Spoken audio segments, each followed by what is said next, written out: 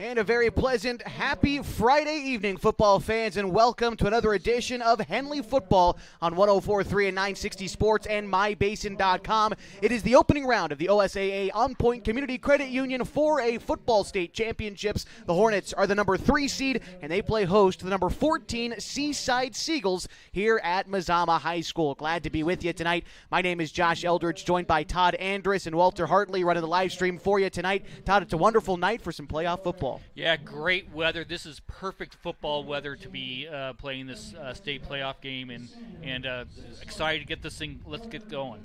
Hornets enter as the number 3 seed, a 6-2 overall record and a 5-0 league mark. Seaside, the number 14 team, 4-5 overall on the season, 3-2 in their league. They wound up as the third best team, coming from Special District 1.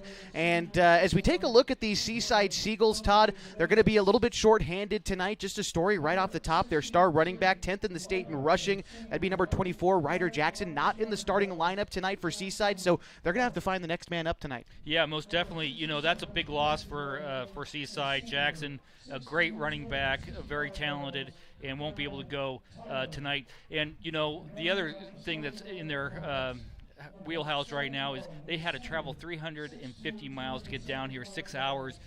They've been on the road a lot. They're angry, though, as you can see them warming up, and they're here to play. Yeah, certainly looking for a little bit of revenge against the Henley Hornets as well. A year ago, this was also the first-round playoff matchup between these teams, and Henley won a shootout 43-35 against the Seaside Seagulls, so revenge on their mind for sure.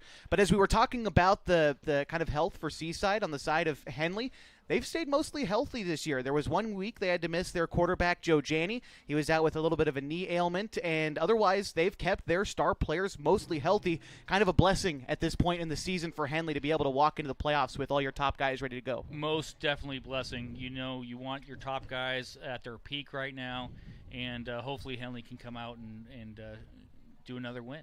We're going to step aside here briefly on our pregame show. When we come back, we'll give you an idea of what else is happening around the state of Oregon at the 4A classification. There are 7 other games in action tonight around the state, and we'll let you know who's playing, where they're playing, and how the bracket is shaken out. Just about 15 minutes away from kickoff tonight at the OSAA On Point Community Credit Union 4A Football State Championships. We're broadcasting live from Mazama High School in Klamath Falls, and you've got it all on 104.3 and 960 Sports, broadcasting live on MyBasin.com.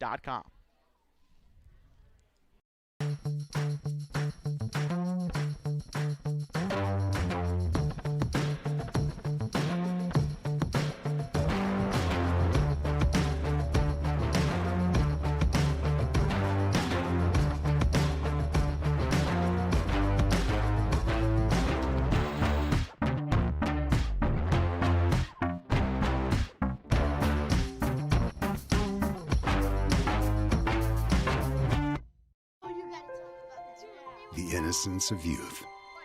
Is there anything any better? But soon they'll be in high school and facing all the same challenges you faced. How to make friends, how to fit in, how to be cool. We want our children to have everything they'll need to live fulfilling and productive lives.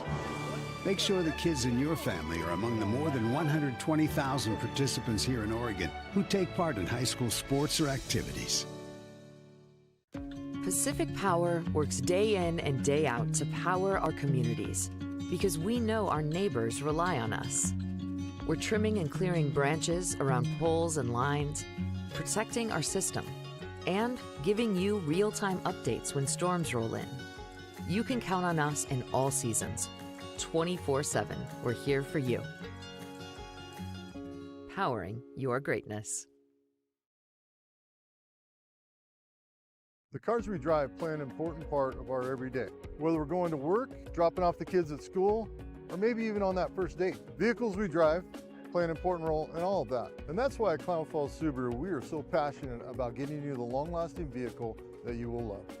When you come to our store, you'll find that every department is dedicated to caring for our customers, which is why I can proudly send anyone here knowing that they will be treated like family. Stop by and say hi. When you come to Klamath Falls Subaru, you're coming home.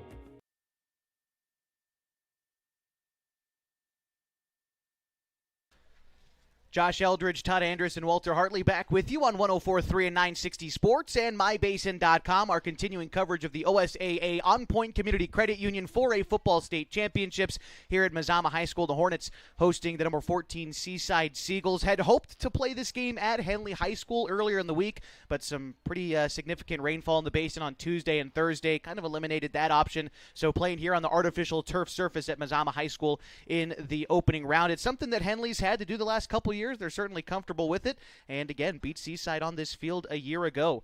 Let's take a look around the state and tell you who else is playing in the opening round of the OSAA State Championships, and we'll start at the top. Number 1, Cascade is hosting Pendleton and Nick Yahweh. That co-op, that game begins at 7 o'clock tonight.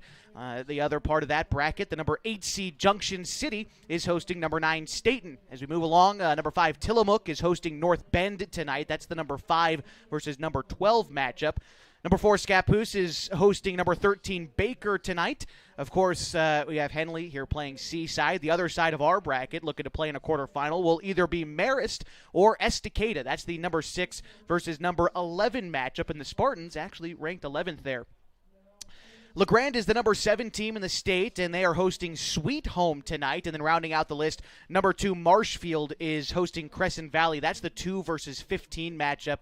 Had a lot of questions this week about Henley's seeding coming into this game, where they're number 3 and Marshfield is number 2, despite the fact that Henley won the league championship and beat Marshfield a couple of weeks ago, 21-6.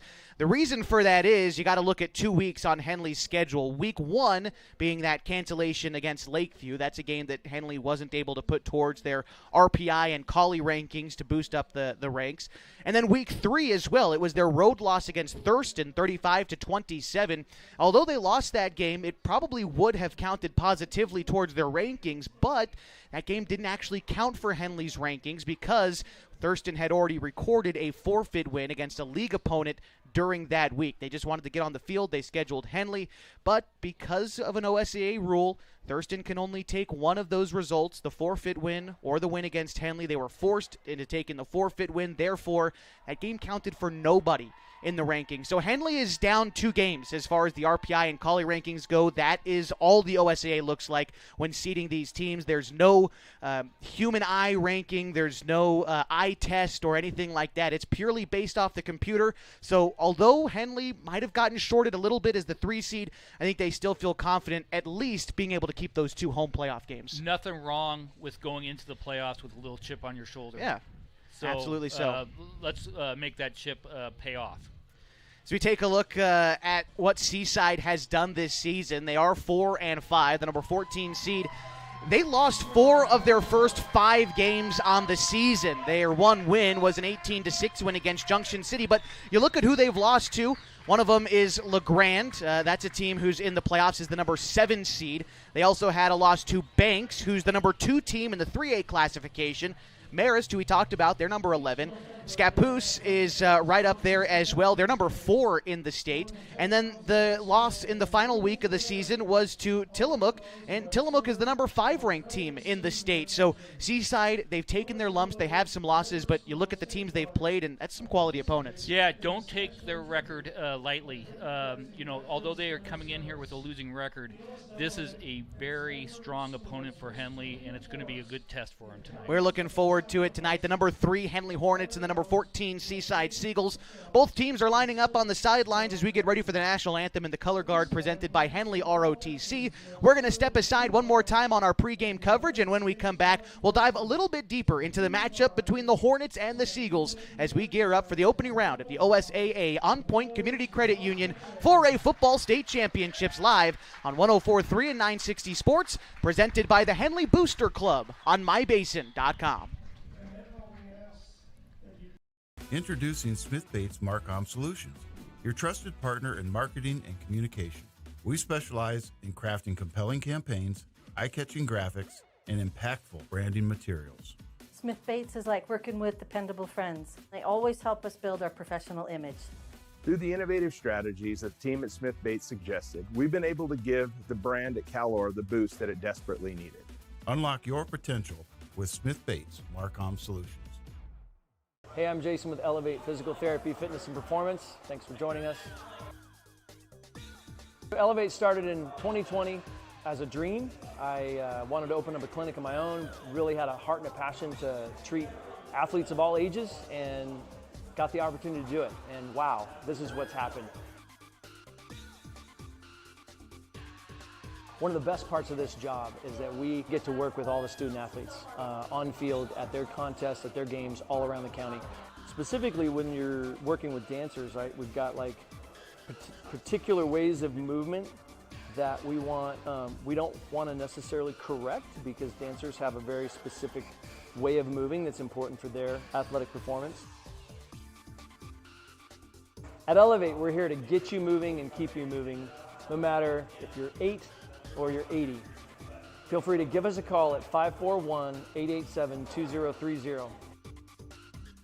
What are your goals? To get stronger, move better, feel healthier? Whatever you are aiming for, Harbor Isles is here to help you. They have brand new cardio and strength equipment. Harbor Isles offers indoor tennis courts, 4 indoor pickleball courts, energizing group classes, expert personal trainers, and a friendly, knowledgeable staff ready to guide you every step of the way. No matter what your goals are, Harbor Isles has everything you need to reach those goals. Stop by and see the difference for yourself. Harbor Isles, lose those reins and get your gains. Over the last year, you've heard and seen the advertisement for God's Gifts 2, a local photographer who travels to high school sporting events and takes individual and team action photos at a great price. Something you may not know, though, is that the money from God's Gifts Photography supports 6 children in Kenya who Annalisa has met on mission trips. If you'd like to capture your athlete in action and help support these kids, call 541-281-2206. Search God's Gifts 2 on Facebook. The Klamath Basin is beautiful, from shimmering Klamath Lake to rich farmlands to the historic downtown. And with an average of over 300 days of sunshine every year, the Klamath Basin is a great place to be. We here at Basin Media Active have been supporting this community for many years, keeping it entertained and informed with friendly faces and familiar voices. You can stay up to date with the latest news, weather, stream live local sports, and check out our community calendar, all on our website, mybasin.com. And you can download our app for free in your app store right now. Basin Media Active, local community engaged. Threads. There are many threads that run through our region. There are churches and schools and Little League teams that bring us together and bind us into communities. There are roads and cars. There are houses and jobs and businesses, all woven together to make the fabric of our communities. There are financial threads that are part of that tapestry as well. For over 80 years, it's been our pleasure to be headquartered here, providing financial services to generations of our friends and neighbors. From that first savings account, to retirement planning, and all of the cars and houses and groceries in between, we keep your money local, investing it back into our communities, adding more threads to the fabric to make our communities stronger. Pacific Crest Federal Credit Union. Find your path.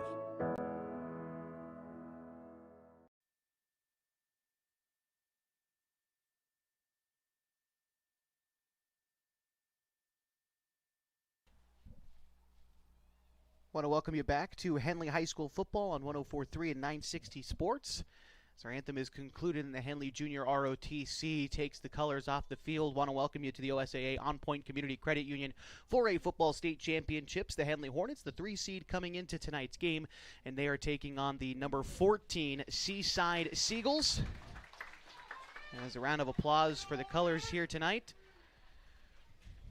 Want to remind you our weekend of sports continues here on our Basin Media Active radio stations. You heard earlier today the Oregon Tech Hustlin' Owls grabbing a win against the Masters University over on Oregon's Country Giant 92.5 KLAD. You can hear them tomorrow afternoon as well as they're taking on Arizona Christian University. That game will be called by Mike Safford again tomorrow afternoon over on 92.5 KLAD.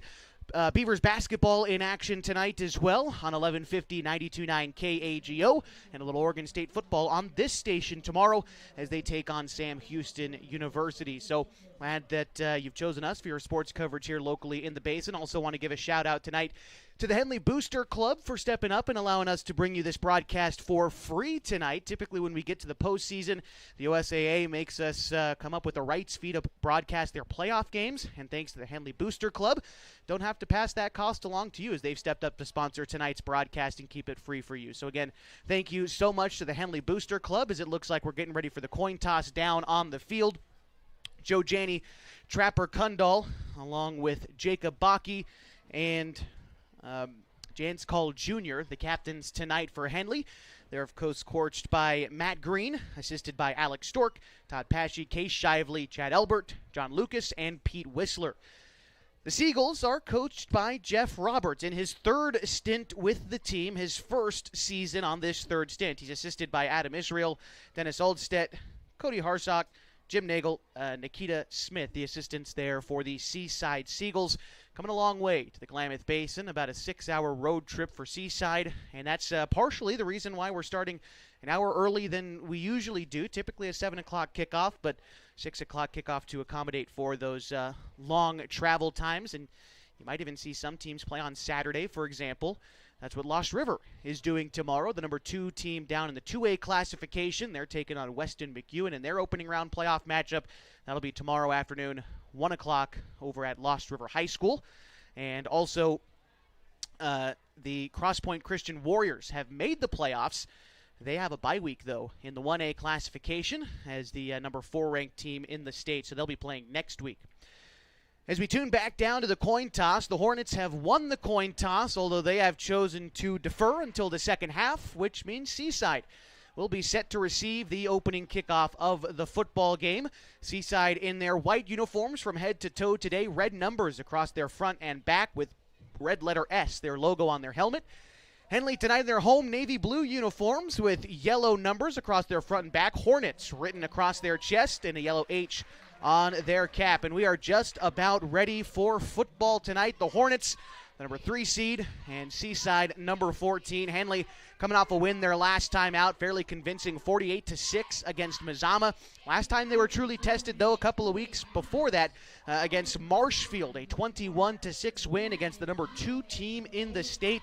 Henley now looking to march forward and try to make it 3 consecutive state championship game appearances for the Hornets. It starts tonight against Seaside. And to kick things off for the Hornets will be their powerful right foot of Luke Balzotti. He has just gotten stronger as the season has gone on. He's kicked it out of the end zone more often than not against Mazama last week and against Marshfield leading up to it. So looks like we're about ready for kickoff tonight. Back to receive for Seaside, stationed at about the 5. I believe I see Ramirez out there, as well as Silva Villa. The kick is up, and it is fielded at about the 5, taken up to the 15, stuffed at about the 20. That is where the first drive of this game will start for the Seagulls. Yeah, nice deep kick, hit about the 5-yard line, and then good coverage right behind that. So good field position as a defense for Henley on this one. Hornets defense has been in the zone, to say the very least, these last couple of weeks. Their red zone defense really had a chance to shine a couple of weeks ago against Marshfield. Kept the Pirates 0 for 4 in the red zone. But here we go. First play from scrimmage in this one. Seagulls with a running back off the right hip of the quarterback. It's a fake handoff. Rolling out to his right side now is Cooley. Has some time, looks to the sideline, fires a pass. It's incomplete. His intended target was the junior, Kane Israel, but it'll bring up 2nd and 10. Yeah, roll out to the right. He had 2 receivers, one deep, one in the short, but great coverage by Henley, and he had nowhere to go with that one, so he threw it out of bounds. Quarterback is number 18, Braden Cooley. Is joined out there by running backs Trey McCleary and also Efrain Ramirez. Wide receivers include Landon Nofield, as well as the tight end, like we said, Kane Israel, and Hayden Hulson out there, junior as well for Seaside. Running back off the left side of the quarterback, Cooley. They put a man in motion from left to right. A designed keeper for the quarterback. Coming to the near side and scampers upfield for a short gain of about 4 yards on the designed keeper for the quarterback. It brings up 3rd down. Yeah, initially you had wall of white and looked like that was going to go for a big gain, but Henley's defensive line actually adjusted very well and kept them for a short gain. Able to string those plays out to the sideline. Hornets, the defensive front for them includes all-state athletes. Jance Call Jr., a senior. He's joined out there by Theron Tyler, Jackson Hart, and L.J. Venegas, the 4 down linemen for Henley. Also out there, Handsome Townsend, Sam Bennett, Jeremiah Brunick, Jacob Baki, Ronan Wright, Trapper Kundal, and Connor Shively. Here's 3rd and 7 for Seaside. It's a play-action pass. The quarterback rolling right, looks downfield, but overthrows Halson about 10 yards down near the sideline, but that'll bring up 4th and 7 on the incompletion. Great defensive pressure by Baki. Got into the quarterback's face. He had a wide open receiver out there, but the quarterback couldn't put any mustard behind that one and fell incomplete. So looking like Seaside content to punt. Their punter, Jackson Curtis, a senior, 5'11". He'll be stationed at about the 10. Back to receive for Henley. Jeremiah Brunick's at about the 45, and behind him, I believe that's Connor Shively. No, pardon me, Julian Reyes at the 35 for Henley. The punt is up from about the 15. It's a tall punt. Doesn't have much behind it, though, as it kicks up about the 45-yard line in Seaside territory and down about the 44. That's where Henley will start this possession, 1st and 10. Yeah, great position for Henley to start this in Seaside's territory already. And now it's time to cash in right now, take advantage of the poor punt. Henley led, of course, by their all-state quarterback, Joe Janney. He'll be out there with Jeremiah Brunick at the running back position. His receivers include Julian Reyes, Jacob Baki, and Connor Shively. Kai Montag playing the tight end. We'll introduce you to their offensive line here in just a moment after this 1st and 10 play. Still scoreless, 11:30 to go in the first quarter. It's a handoff to Brunick, going along to the left side. Stays on his feet for a gain of about 6 yards.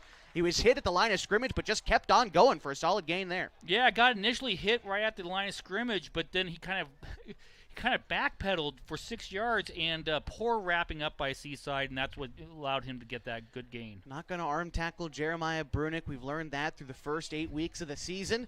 And Seaside learning it here on the first play. Trapper Kundal is checked in for Brunick. He'll be off the right side of Janney on this 2nd and 4 play. They're going to send Reyes out to the right side. He runs a quick slant pattern. He was the intended target on a quick pass over the middle, but it falls incomplete, and it brings up 3rd down. Yeah, try to catch that one with his arms. Catch it with your hands, you're going to get that completion. Unfortunately, he's got slipped out of his arms, but still 3rd and short. 3rd down in a big moment here for Henley, trying to stay on the field, something that they were able to do well against Marshfield, again, just a couple of weeks ago in their 21-6 win.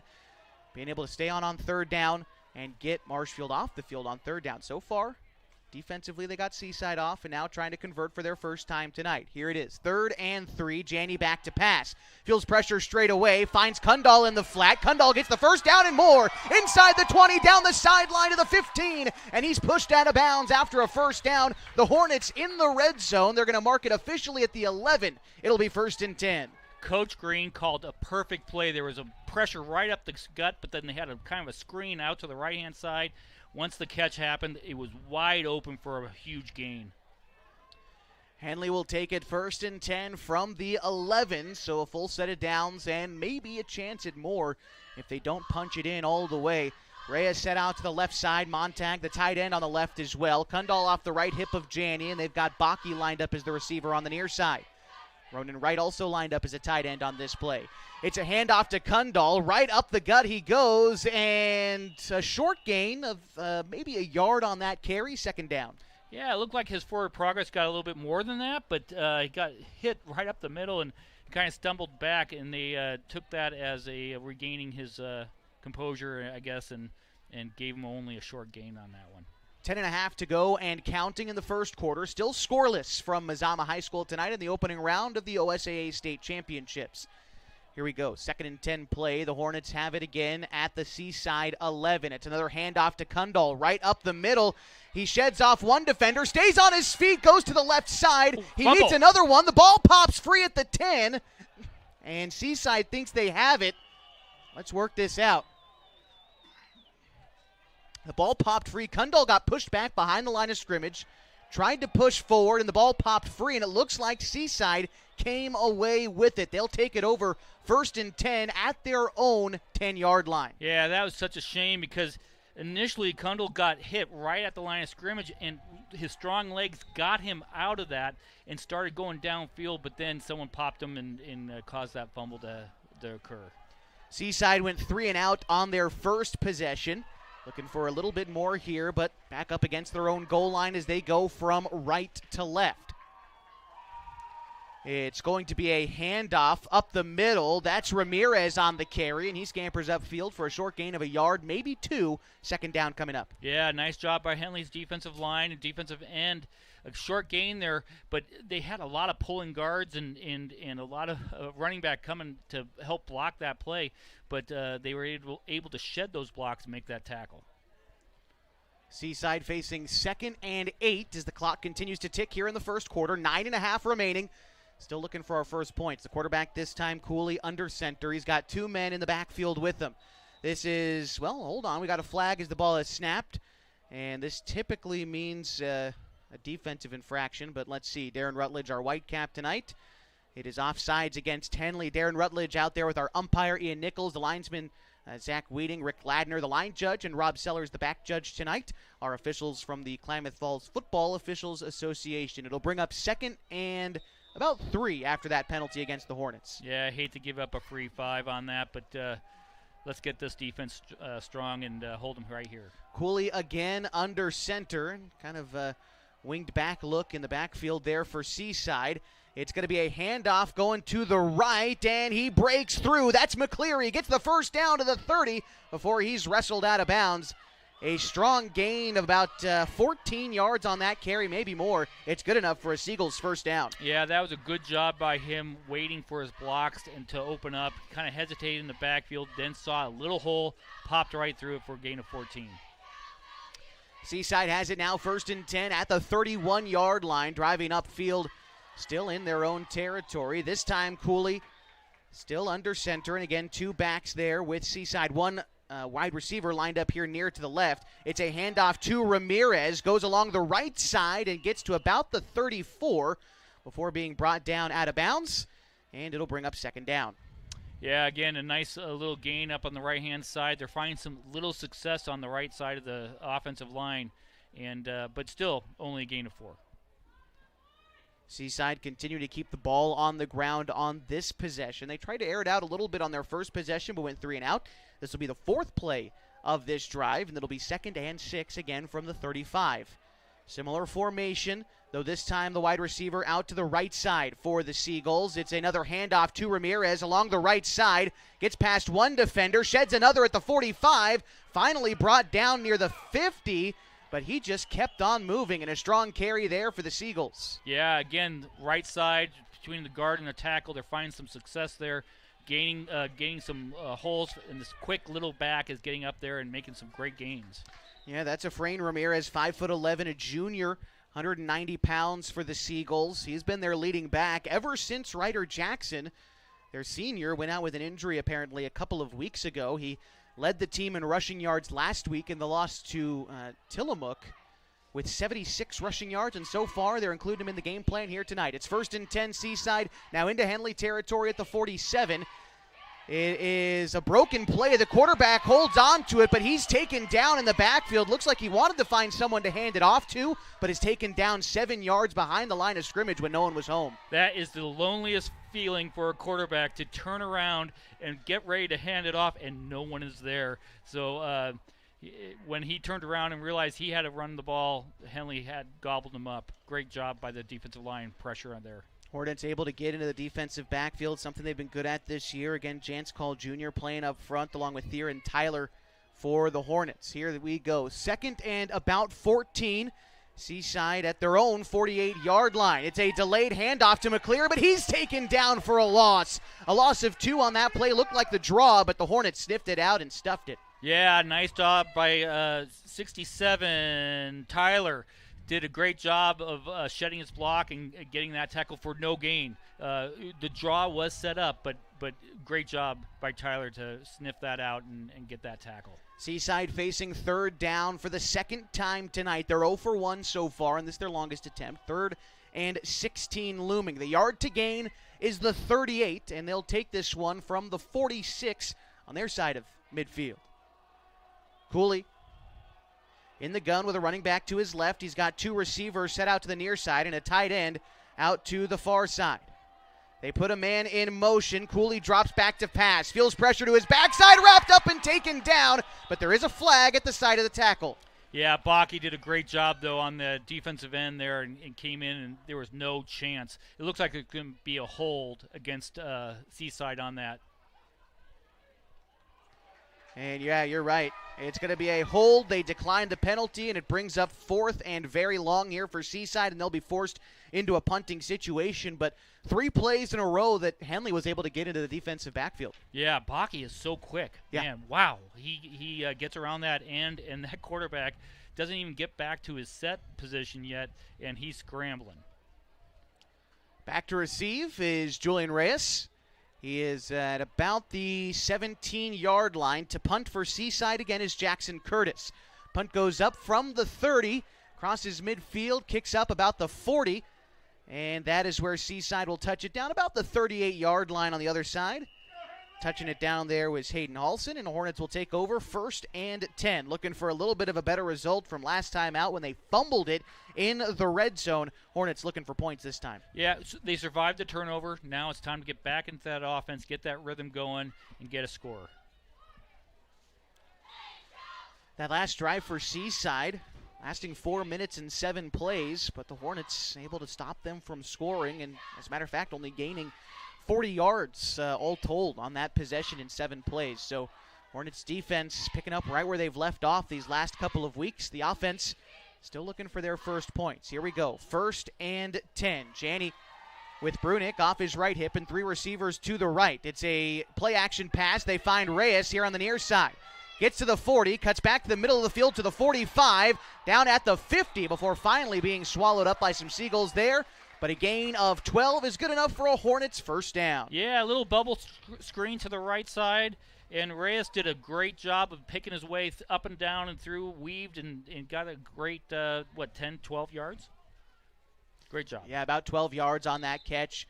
Henley now has it in Seaside territory at the 48-yard line. Janney this time with Brunick to his left. 3 receivers to the left, 1 to the right. It's a quick pass in the flat to Brunick, cuts upfield, gets to the 45, now the 40 along the sideline to the 30, now to the 20. He's finally taken down inside the 20, about the 17-yard line, but another huge gain for the Hornets of over 30 yards for Brunick and a first down. Yeah, it's almost like a pitch, but it's a pass, but to the left-hand side, gets it right out there in the flat, and boom, he has some speed, and he found a lot of gap there, and now they're in the red zone, knocking on the door. Brunick has showed us more times than once this season. You can hand him off the football, you can toss it to him, get into some space, he becomes a dangerous man. 1st and 10 from the 18. The Hornets back in the red zone. It's a handoff to Brunick up the middle, finds a hole along the left side and gains about 7 or 8 yards on that carry for the Hornets. 2nd down. Very impressive of how he read his blocks on that way. He was going a little bit to the right, and then he saw to the left was the hole, and he took off for a great gain. Hornets continue to move the ball. 2nd and 4. There is 5 minutes to go in the first quarter. Still looking for our first score of the game in the first round of the OSAA On Point Community Credit Union 4A Football State Championships. 1 receiver to the right side for the Hornets, 2 to the left. Brunick also off the left side of Janney. It's a handoff to Brunick. He tries to find some room up the middle, but hardly any room to be found. He might have gained a couple. I think he might have actually got the first down, a solid gain. I didn't think he had much to work with. Yeah, it's going to be close. It looks like they're moving the sticks. Yep.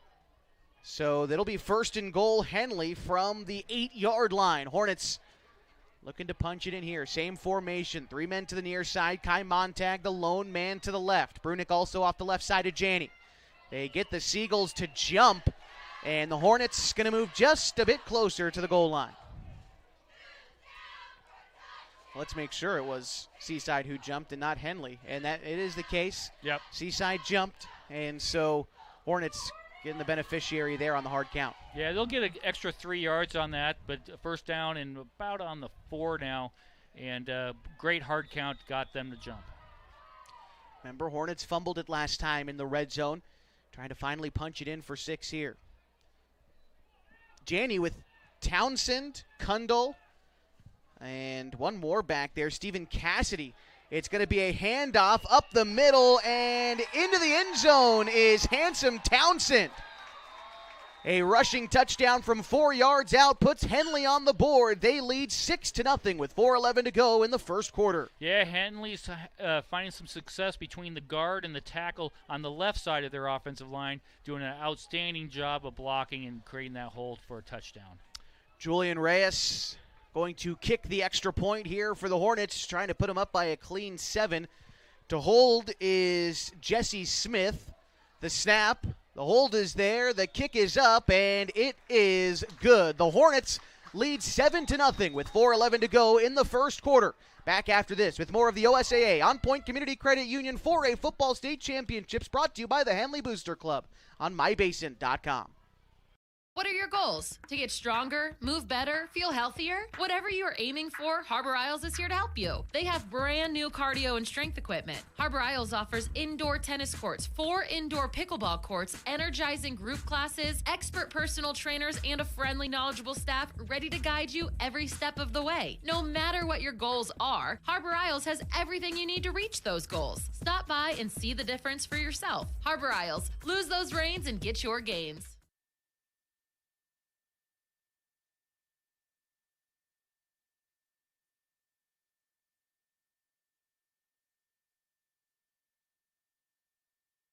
Josh Eldridge, Todd Andrus, and Walter Hartley back with you at the OSAA On Point Community Credit Union 4A Football State Championships. Our broadcast on mybasin.com, brought to you by the Henley Booster Club. And with 4:11 to go in the first quarter, Henley leads 7-0. The last drive for the Hornets, taking them 62 yards and 2 minutes in 5 plays and a touchdown. The ensuing kickoff is fielded at about the 15, brought up past the 25, now through the 30, down about the 36-yard line for Seaside. A solid return there sets up the Seagulls with good starting field position as they try to answer back. Yeah, this time he was able to find the wedge and got a lot of yardage because of being able to run right through that wedge and got up to, the 36, 37. So that's where the Seagulls will take over at the 37. 4 minutes to go in the first quarter, and they trail by a single touchdown. Cooley with the running back to his right side. 2 receivers also out to the right. They put Ramirez in motion on a sweep, but it's a keeper for the quarterback. Explodes up the middle for a gain of 4, and it brings up second down after the carry for Braden Cooley. Yeah, nice run, a nice first down play. Get 4 yards up the middle there like that. But I don't think that you want your quarterback to take that many hits tonight against for Henley. You know? Cooley, 5'8", a junior, 170 pounds. He brings his team back out for the 2nd and 6 play. He's got 3 men in the backfield. They're all used as blockers on a designed run for Cooley, and he does gain a couple on that play. It'll make it about 3rd and 4 for the Seagulls. Yeah, better defense on that time, and it was the exact same plays they ran before. Now it's time for Henley to get another stop and get that ball back to their offense. Hornets been good on 3rd down so far, although a small sample size. Seaside is 0 for 2 on such attempts so far tonight, but this is their closest look at 3rd down this evening. It'll be 3rd and 3 officially here for the Seagulls. They've got Cooley back there with a running back to his right, 2 receivers also to the right. Cooley back to pass, looks quickly to the sideline. The pass is complete at the 50. And that was Halson who brings in that catch for a Seaside first down. Yeah, it looked like the Henley might have been in a little zone there, and the receiver found a little pocket there and was able to get the first down. Nice catch there by Halson. They've looked to him a couple of times. The junior, 5'10", making the catch there. Seaside now right at midfield for this 1st and 10 play. Running back McCleary back there with the quarterback Cooley. They've got Ramirez lined up to the left side of the line. There he goes in motion, but it's a keeper for Cooley. He gets by one Henley defender, but they barely get him back to the line of scrimmage. Good job defensively by Henley to limit that to no gain. Yeah, defensive lineman Mathis did a great job of getting really good penetration. Almost tackled him in about 5 yards in the backfield. Just was able to escape it and got 2. Yeah, that was Cooper Mathis, a senior, 6'2", 250. on the defensive line there for Henley.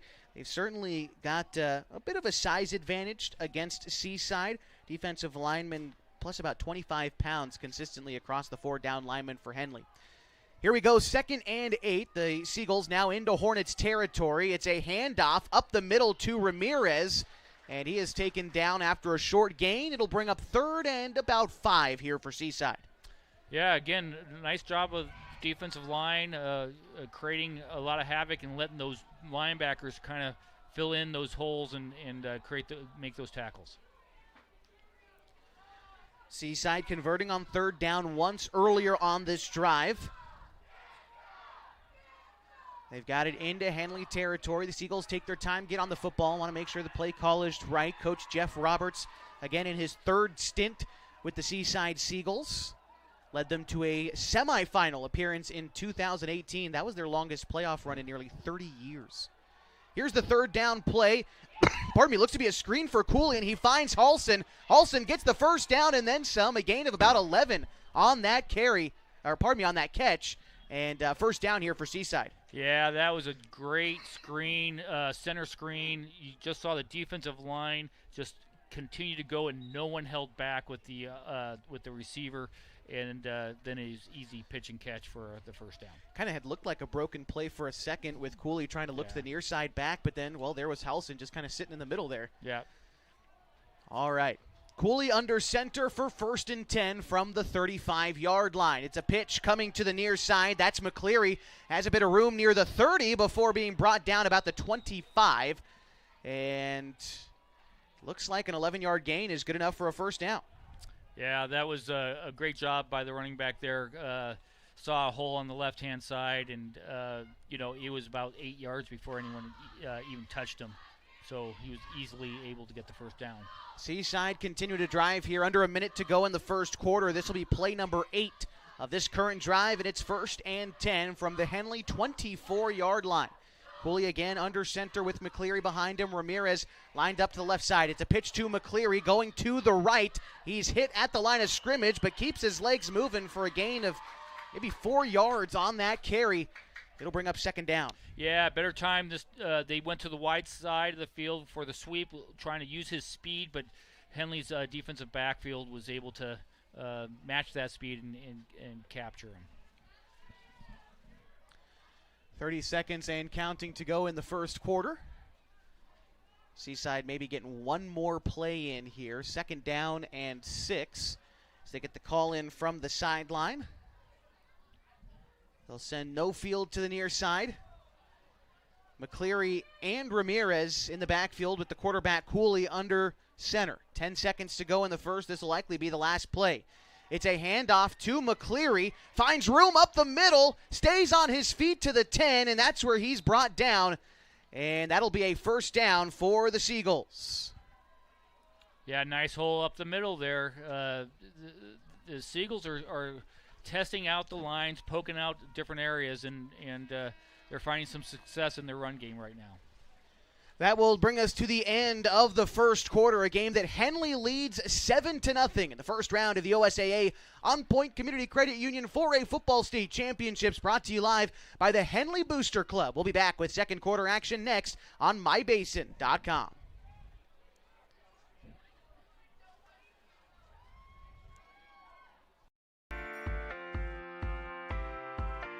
At Geno's on East Main Street, we're always ready for sports season. And now is a perfect time to connect with us. We're open every morning at 6:30, serving simply good food. For your breakfast, lunch, and dinner. We offer breakfast burritos and burgers all day, Italian family recipes, monthly specials, amazing desserts, and of course, your choice of cold or hot beverages. Call 884-6474 right now to place a food order for pickup or use DoorDash delivery. Or best of all, come dine in with us. Geno's on East Main, simply good food. Check out our full menu and all our activities at ilovegenos.com. Geno's on East Main, simply good food.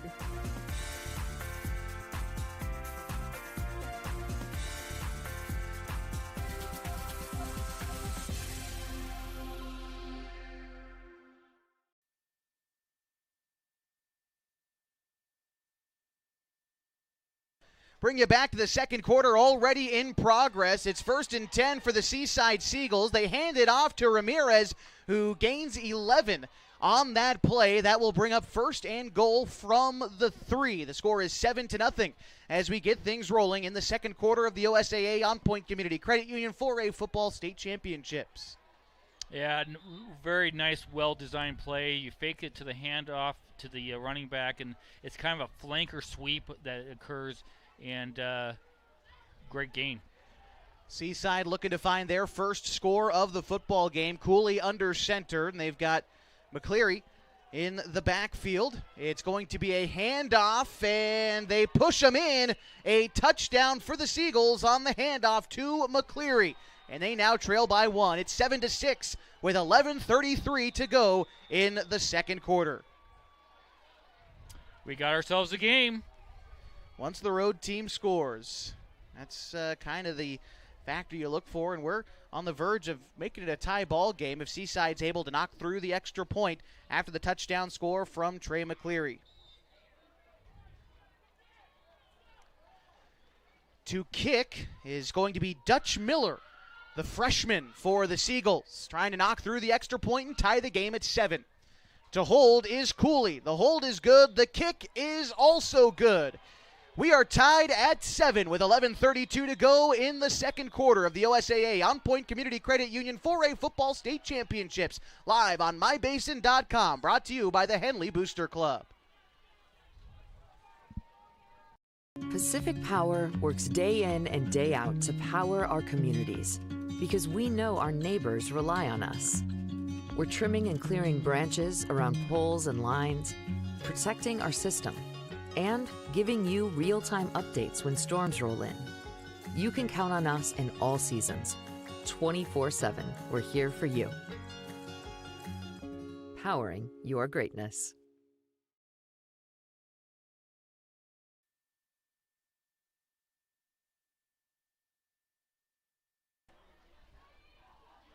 Seaside finding the end zone on their last drive. It took them 11 plays at about 4.5 minutes to find pay dirt from 63 yards out, and they tied this game at 7 off the back of Trey McCleary and his 3-yard touchdown rush. Todd, you said it best. We got ourselves a game here. Yes, we definitely do, and each team has gotten off the butterflies, and now they're back into just playing high school football, and let's get this ball back in good position and get a score. Reminder, this was the first round playoff match last year, a game that Henley won 43-35. The kickoff is fielded at about the 12 by Handsome Townsend. He brings it to the 25, turns the corner at the 30. One man to beat, he beats him at the 50, and he runs out of bounds past the 45. A huge return for Handsome Townsend. Sets the Hornets up beautifully here in the second quarter. That's what the doctor ordered after a score like that. A nice kickoff return to put it into Seaside's territory, and now you're driving the ball down and you're ready for another score. Let's go. Let's get it. Last drive for Henley, it took them 62 yards and 2 minutes in 5 plays. And they were able to punch it in for 6 points from a Handsome Townsend touchdown rush, and there was Handsome on the kickoff return. The Hornets have an empty backfield here. They've got 4 receivers bunched up to the right side and 1 here to the left. Janney back to pass, has time, looks deep, down the middle. The pass is nearly caught near the goal line by Bakke, but it's just broken up. Good defense on the side of Seaside to stop a big play in the second quarter. Yeah, I would call that lucky defense. I mean, his back was to the ball, and he put his hand up, and it just hit it, and that was really close of going for a touchdown. It'll be 2nd and 10 here for the Hornets after they looked for the deep ball on first down. Reyes set up to the left, 3 receivers, including Montag to the right side, and Brunick to the left hip of Janney. Janney back to pass, looks downfield, finds Montag at the 30. Montag nearly drops the football trying to put the spin cycle on his defender, but then he falls on it about the 24-yard line. Hornets maintain possession and have a first down. Yeah, Montag did a great job of creating separation. That was a really easy pass for Janney. Great pitch and catch and first down. Hornets have it now 1st and 10 from the Seaside 24. That is the 4th first down of the night for Henley. Jeremiah Brunick will be lined up the left side of Joe with 3 receivers to the near side as well, and 1 out to the right. Seaside showing blitz on first down. It's going to be a handoff to Brunick. Powers forward right up the middle, and a gain of maybe 4 yards on that carry brings up 2nd down. Yeah, strong legs. Got him 3 more yards on that one. He got initially hit just 1 yard gain, but was able to push the pile for another 2 or 3. 2nd and about 7 coming up here for Henley. Again, thanks again for joining us tonight, wherever you might be in the state of Oregon, enjoying some high school playoff football. Josh Eldridge along with Todd Anderson, Walter Hartley tonight on mybasin.com. Here's 2nd and 7 for the Hornets. It's going to be a handoff to Brunick to the near side. Has blockers inside the 15 to the 10. That's where he's wrapped up and taken down. And that'll be a first down for Henley and a gain of about 9 yards on the carry for Jeremiah. Yeah, we got a flag on the field. Flag is at about the 20-yard line. It's about right around where the line of scrimmage was on the near side here. It looks like it's going to be holding. At least I thought I saw our white cap make that signal. Oh, block in the back. Block in the back, yep. So this one's going to take the Hornets back. I suppose there's a reason that Brunick was able to get that gain like he did. And the Hornets will be behind the sticks now for their 2nd down play. First penalty against the Henley offense tonight. Brunick lines up to the right side of Janney. 3 receivers, Reyes, Baki, and Montag to the right. Shively to the left. Janney calling for the snap. 2nd and 13. It's a handoff to Brunick. Has a huge hole up the middle. There he goes to the 10. Spins around at the 5. Dives for the goal line. He is in. A Hornets touchdown on a terrific run from Jeremiah Brunick. And the score is 13-7 with 9.5 to go before halftime. Yeah, that was a great run. It just kind of looked like the sea parted, and he just took off up this great big hole. And then the last 5 yards, he had a guy on him, spinning him around, and he just continued to drive his legs to get into that end zone. Couldn't have run it any better for Brunick. I had that one from about 25 yards out on the score. And here's Reyes trying to punch in the extra point. The kick is up, and it is good. The Hornets lead 14-7 with 9.5 to go in the 2nd quarter. The OSAA On Point Community Credit Union 4A Football State Championships live on mybasin.com, brought to you by the Henley Booster Club. We drive play an important part of our everyday. Whether we're going to work, dropping off the kids at school, or maybe even on that first date. Vehicles we drive play an important role in all of that. And that's why at Klamath Falls Subaru, we are so passionate about getting you the long-lasting vehicle that you will love. When you come to our store, you'll find that every department is dedicated to caring for our customers, which is why I can proudly send anyone here knowing that they will be treated like family. Stop by and say hi. When you come to Klamath Falls Subaru, you're coming home.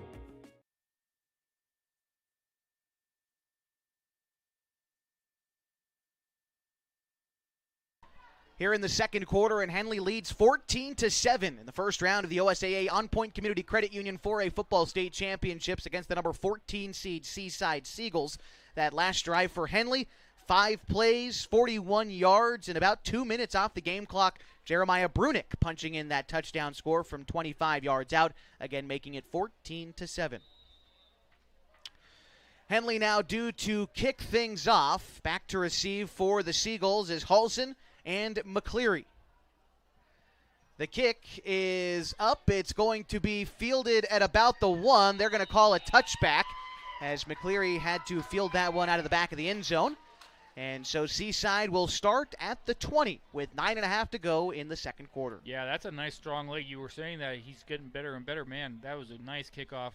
Hit it right into about a yard into the end zone there. Yeah, Luke has just gotten stronger as the season has gone on. He wasn't kicking many out of the end zone to start the season, but he's almost gotten a couple through the uprights at times this season with the wind at his back. So Henley certainly lucky to have him, especially in the playoffs, being able to consistently keep a team at the 20, limit big returns. That's a big deal this time of year. So here's a 1st and 10 play for the Seagulls as they look to find the end zone, much like they did on their previous drive. It's going to be a sweep handoff going to the left side. Olsen on the carry, and he brings it upfield for about 3 yards, 2nd down. Yeah, you can see a defensive adjustment there. It's a play that worked this last series for Seaside. Got stuffed, only a 2-yard gain. Great job by the coaching staff and the Henley defense of reading that and making the tackle. In the playoffs, it really is a game of adjustments. What can you do to stop what the other team does well? It's something that Henley's defense hasn't been afraid to do. Change the game plan if it's not working. Seaside was able to maintain possession, a long drive their last time out, so good job by Henley to come out with something of a counter there. Yep. 2nd and 7. 2 receivers to the near side. They've got Ramirez lined up as sort of a tight end or a man in motion. In this case, it's a handoff to Cooley. Leaps over one defender, and he's hit at the 30. I believe he's going to have the 1st down on a gain of about 8. A nice keeper there for the quarterback, and the Seagulls have a new set. Yeah, I think it's always tough. You're always looking for the running back. You're always looking for that sweep. And when that quarterback keeps that ball, it's just an added threat, and it's hard sometimes for defenses to pick that up. And again, for Seaside, they're trying to get different guys the football. Again, their star back, Ryder Jackson, unavailable tonight, so they're letting everybody try to get some touches there. That time it was Cooley's turn. Here's 1st and 10 from the 31. It's going to be a handoff up the middle. There's a flag thrown as the ball carrier was stuffed maybe a yard upfield. I think that was McCleary. But again, there is a flag in the backfield. We'll work this out.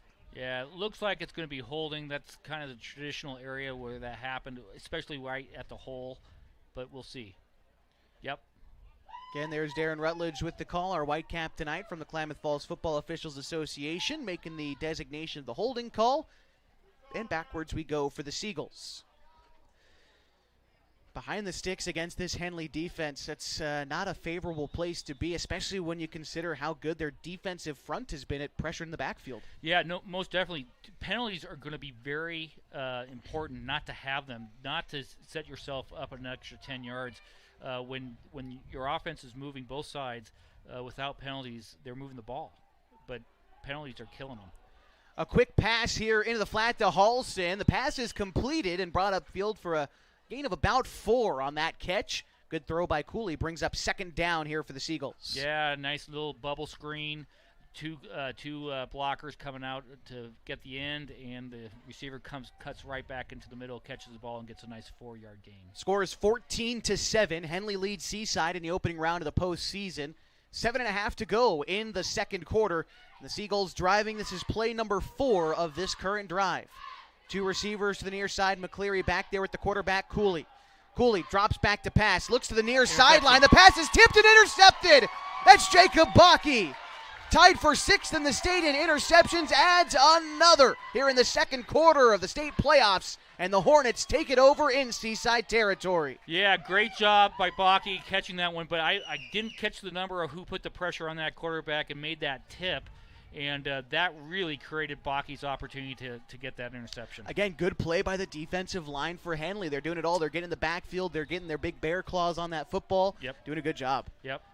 If you can create long distance for them, making them throw, that defensive line is getting pressure and making havoc in the backfield. Henley takes it over at the Seaside 30. Near the red zone, Janney drops back to pass, looks down the sideline, Rias, pass is tipped up, incomplete. Nearly a 30-yard touchdown pass, but instead, we'll just have 2nd and 10. Yeah, that was going to be a tough catch to get. I know that he is thinking to himself, I should have caught it, but that was going to be a tough one. Henley on their last drive, going 5 plays and 41 yards for a touchdown score. This time, even a shorter field from the Seaside 30. Here's 2nd and 10. Janney back to pass, feels no pressure, finds Montag at the 20. Montag is going to be hit pretty much right there. Tried to find some room near the sideline, then backtracks. I think he might have just been short of the sticks, too. We'll see. Nope, they're going to give it to him. Yeah, Janney is getting time in the backfield. He's doing a great job throwing in rhythm, getting his back foot set, finding his receiver. The receivers are creating a little extra space there. 10-yard gains. That's how you're going to win this game. It's good to see Janney so comfortable in the pocket, just a good decision maker. You know he's got the speed, but he's able to find his receivers quickly so far in this game. Hasn't had to show off that speed too much just yet. Hornets have bunched receivers the near side, trip set up, and one receiver to the right. They put Montag in motion from left to right, and it's going to be a handoff to Brunick on a draw play. He's hit quickly, brought down after a gain of 2. Yeah, but he definitely hit that linebacker pretty hard, and everything went through the linebacker, not through him. So that was a good hit. Good tackle, though. And something we've seen from Henley and talked about it multiple times this year, the different looks you get out of the backfield. Brunick is a guy, he does want to run straight into your chest. He's still out there, but then you've got a guy like Trapper Kundal who likes to get out into some space and feel the speed. So Hornets with that double look out of the backfield, though again, this time it's Brunick. 3 receivers to the near side, 1 out far to the right. Brunick takes the handoff up the middle, nearly broke it for a long gain. Instead, he's wrapped up for a gain of about 7, bringing up 3rd down. What I'm so impressed by Henley tonight is that when they get their initial hit, they drive their legs and they're getting out of these tackles. Just so impressive, and that's great coaching. That's doing a great job of running that ball, and that was really a shoestring tackle that saved a touchdown on that one. Keeps Henley facing 3rd down. It'll be 3rd and about 3. 5.5 to go before halftime, and Henley leads 14-7. So far, the Hornets haven't been on 3rd down much tonight, but they are 1 for 1. Kundal and Townsend in the backfield with Janney. It's going to be a quick pass to Kundal on the near sideline. Gets to the 10. That's where he's upended, but still good enough for a Hornets 1st down. Yeah, nice play. A little fake handoff up the middle where they've had some success. Then the running back's out there onto the left-hand side. Little screen, go, boom, for a 1st down. 6th 1st down of the night for Henley. 2 for 2 now on 3rd down conversions. They've got it 1st and goal from the 9. They send Reyes out to the right side. They've got Townsend and Kundal in the backfield with Janney. Bakke and Montag lined up as receivers to the near side. It's a keeper for Janney. He runs to the right side of the end zone, dances past the goal line and in for 6. A touchdown for the Hornets. They lead 20-7 with 4.5 to go in the 2nd quarter. Why that play was set up and so successful is because he's been throwing the ball so successfully that he took it back there. They all have to respect his arm. Then his legs come into play and got a great sweep there for a touchdown. Great job. 9 yards out and a touchdown for Janney. They're going to try to make it 14-point difference with an extra point here kicked by Reyes. Hold from Smith, the kick from Reyes. It splits the uprights, and the Hornets have a 14-point lead, 21-7, with 4.5 to go before halftime. We are going to stick with you through this break on mybasin.com. Want to again highlight the Henley Booster Club for their support tonight. We get to this time of the year, and well, you get to the playoffs, you got to buy the rights fee to broadcast the playoff games from the OSAA, and in order to keep it free, the Henley Booster Club has stepped up and covered the fee for us and makes it free for you to watch tonight, whether you're here in Klamath Falls or over on the coast in Seaside or anywhere in Oregon or elsewhere in America. Thank you so much for joining us tonight. You know, and they don't do this just for football. They do this for basketball, Absolutely. Girls, and we had a boys volleyball game last weekend Exactly. that they stepped up for as well. So, again, big thanks to the Henley Booster Club. Hornets have built themselves a lead, although not entirely a comfortable one yet. 2 touchdowns over Seaside, 4:38 to go before halftime. Again, want to remind you to stick with us tonight for the Harbor Isles Tennis and Fitness Club halftime show. We're going to break down the first half as we have it. You'll also hear a long extended interviews with one of our Sports Booster sponsors from Gino's on East Main Street. You'll hear from Pete Belcastro during our halftime show on 104.3 and 960 Sports. McCleary and Halson back to receive for the Seagulls as Balzati looks to kick things off for the Hornets. On a chilly night in the Klamath Basin, 44 degrees this evening at Mazama High School. A big boot from Balzati, and that's out of the back of the end zone. Seaside will take it over at the 20. It'll be interesting to see if the cold weather gets to Seaside a little bit differently than Henley because, you know, they're on the coast. It's typically 60 degrees there all the time. They're not used to playing in this cold weather, and that may play a factor later in this game. Well, the weather, but the elevation, too. I mean, they're at sea level, and I don't know exactly where we're here at Mazama High School, but the sign I always refer to is up at Oregon Tech, and there's a sign in there that says 4,100 feet. Exactly. And so, great point. Yeah, so the elevation could make a difference in tonight's game, too.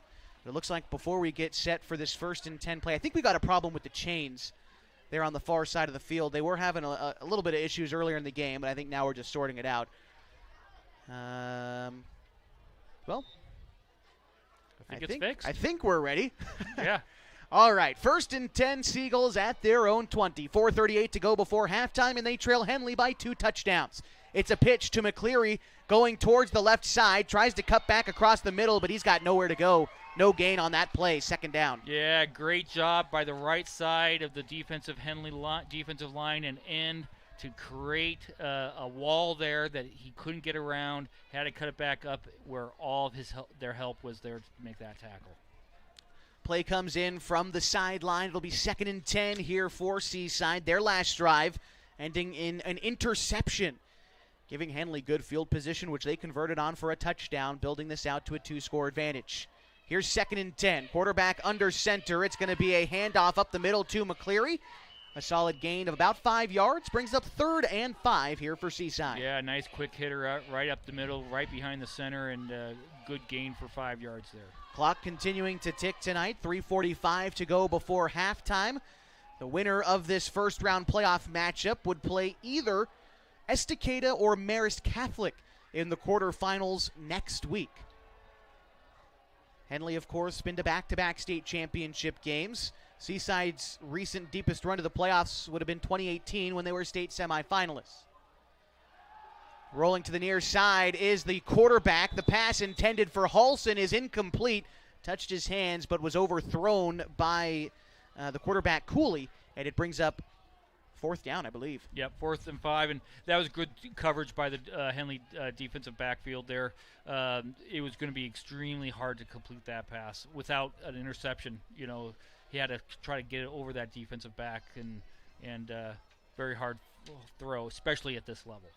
4th and 5 coming up. I want to make an amendment to something I said a moment ago. Seaside did make the state semifinals in 2018. They also did it in 2023 under former head coach Aaron Tanabe, who, well, that's who Jeff Roberts took over for to start this season.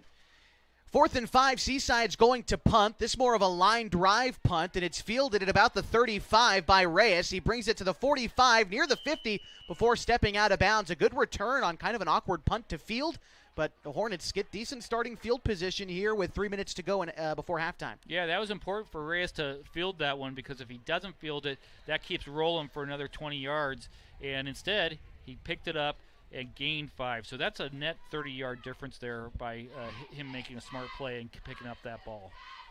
Hornets will start at the 49-yard line on their side of midfield.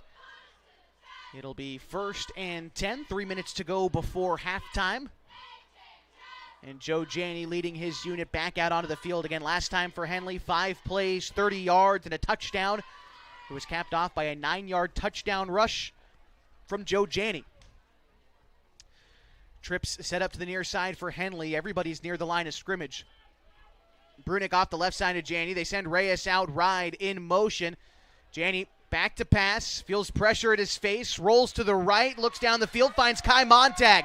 Nobody in front of Montag. He's to the 30, to the 25, and wrestled down at the 22. And a gain of 33 yards on that play for Kai Montag. 1st down, Henley. Yeah, great composure by the quarterback there. His first and second option wasn't there, but all of a sudden he found his 3rd option, pushed it out there, and Seaside's had some good pressure on him, but the composure was what helped him complete that pass. Montag on that catch, a junior, 6 foot tall, 180 pounds. He has been a sure thing for Henley all season long and making an impact here in the playoffs. 1st and 10, Henley at the 22-yard line.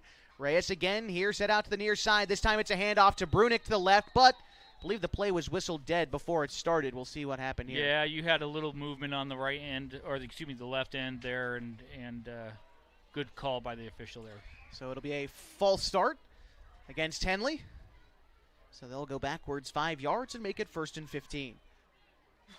important to add one more score before halftime. We've got 2:30 left, and if Henley can do that and keep Seaside, it's going to be a lonely and long locker room for Seaside. So and not to mention Henley should be scheduled to get the ball back after halftime as well. Exactly. Here's 1st and 15 for the Hornets. Janney back to pass. Feels pressure to his backside. Moves up in the pocket. Now rolls right. Gets 5 yards and goes out of bounds about 8 yards upfield. Maybe a little bit more. It'll be 2nd and about 6 yards, it looks like, here for Henley coming up. Yeah, great job by Brunick picking up that blitzing linebacker. If he doesn't pick them up, that's a sack. Now you got an 8-9 yard gain. Blocking and tackling is so important in this game, and let's credit them when they do it. So it'll be 2nd and about 7 here for Henley. They've got it in the red zone at about the 19-yard line. Brunick off the left side of Janney. 3 receivers to the left side as well, 1 to the right. Janney takes a low snap. Back to pass, has tons of time in the pocket. Now feels the pressure. Rolls to his left. Maintains his footing. Looks downfield, but he just gets rid of it out of bounds. Incomplete, and it brings up 3rd down. Yeah, that was a smart play by him. Everything was covered. You have to roll to your weak side. You're rolling left. You're right-handed, so it's going to be hard to put any mustard on that throw and threw it out of bounds and come back to live another day. 3rd down and about 7 here for Henley. So far for them tonight on 3rd down. They're 2 for 2, a small sample size, but they've been successful. Here we go for them once more. Brunick off the right side of Janney. 3 receivers to the left, 1 to the right. Janney takes a low snap. It's a handoff to Brunick. Goes along the left side, finds a hole to the 15, lowers his shoulder at the 10, keeps his legs moving, brought down at the 6. Jeremiah Brunick won't be denied a 1st down and a gain of 14 yards and a Hornets 1st down. Again, that is that great coaching of getting hit, and then you just keep your feet moving, your legs pounding forward, and that gained him an extra 5 yards, secured the 1st down. Now, 1st and goal from the 5.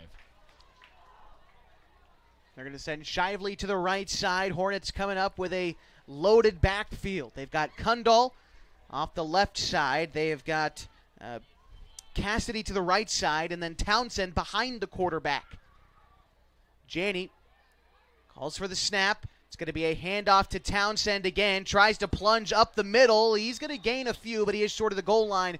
Down at about the 2. It brings up 2nd and goal.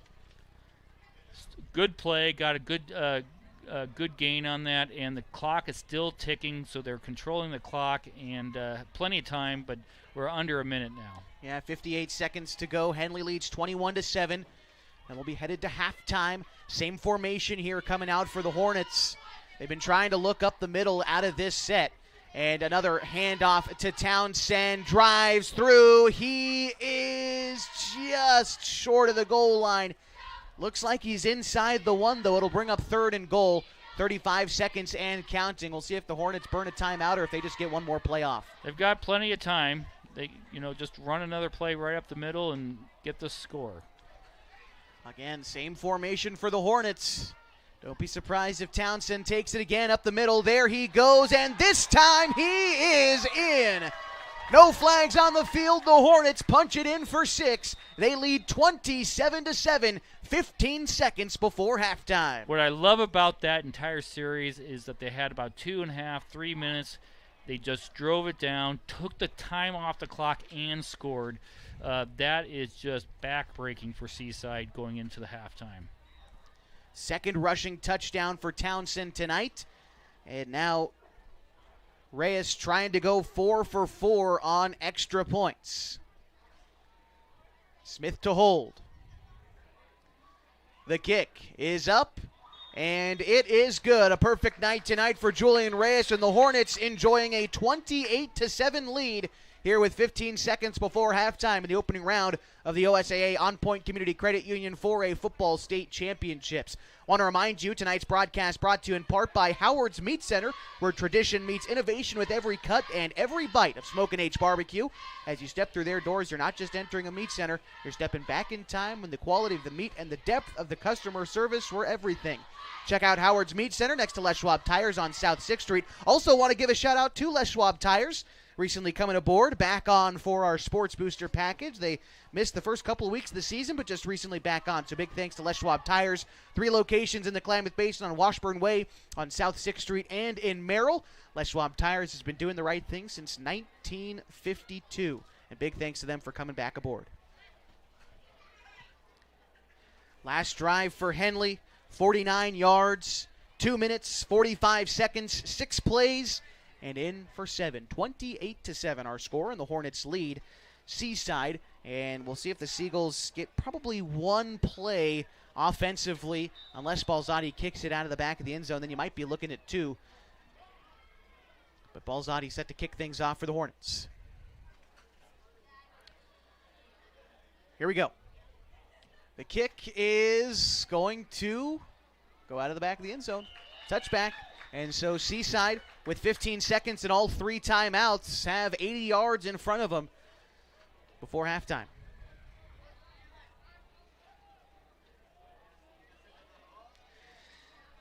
That is now 3 touchbacks in a row off the boot from Balzati.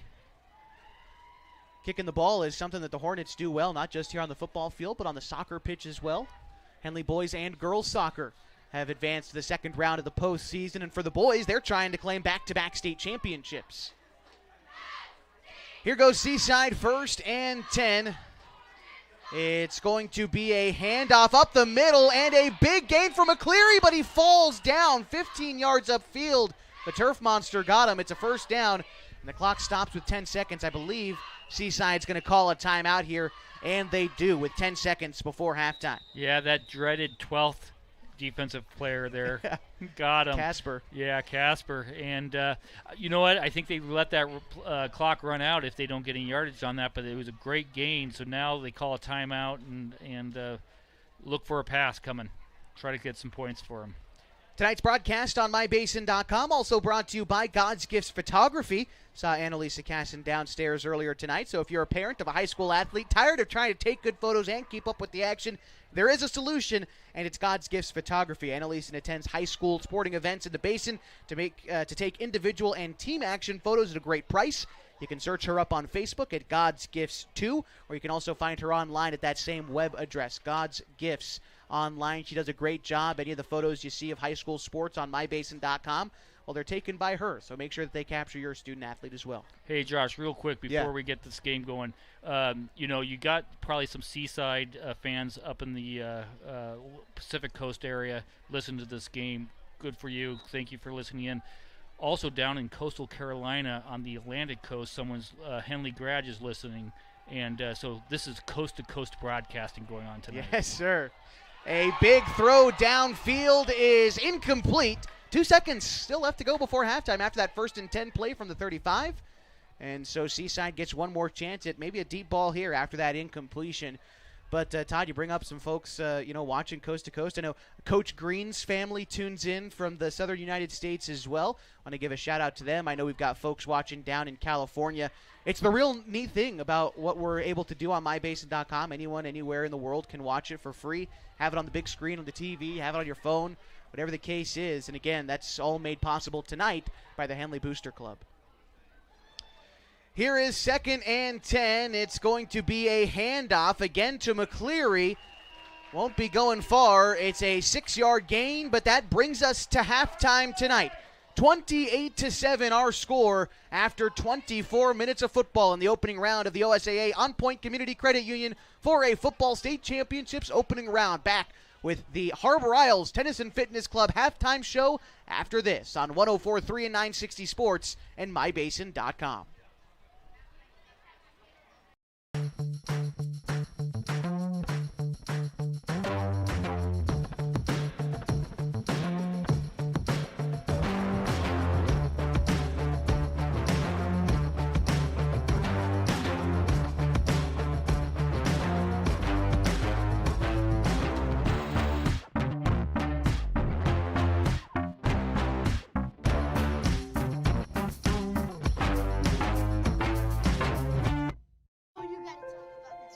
the innocence of youth.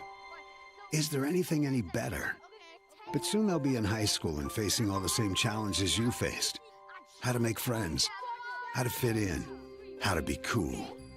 We want our children to have everything they'll need to live fulfilling and productive lives. Make sure the kids in your family are among the more than 120,000 participants here in Oregon who take part in high school sports or activities. Pacific Power works day in and day out to power our communities because we know our neighbors rely on us. We're trimming and clearing branches around poles and lines, protecting our system, and giving you real-time updates when storms roll in. You can count on us in all seasons. 24/7, we're here for you. Powering your greatness. The cars we drive play an important part of our everyday.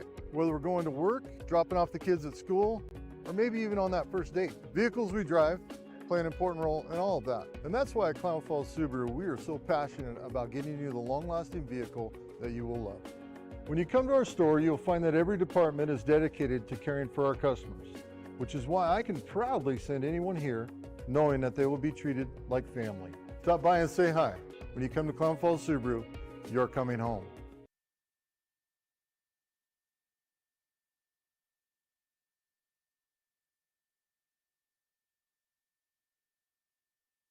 It is halftime tonight at Mazama High School in the OSAA On Point Community Credit Union 4A football state tournament. In the opening round, again, Henley leads 28-7. Welcome to the Harbor Isles Tennis and Fitness Club halftime show. Harbor Isles exists to provide a clean, multi-use facility for the advancement of health, wellness, and longevity to its members and the community. We invite you to join Harbor Isles, where they feature top-of-the-line equipment, full-service personal training, and an array of group exercise classes. Make your way up to Harbor Isles Tennis and Fitness Club today. Again, at halftime, Todd, our score 28-7.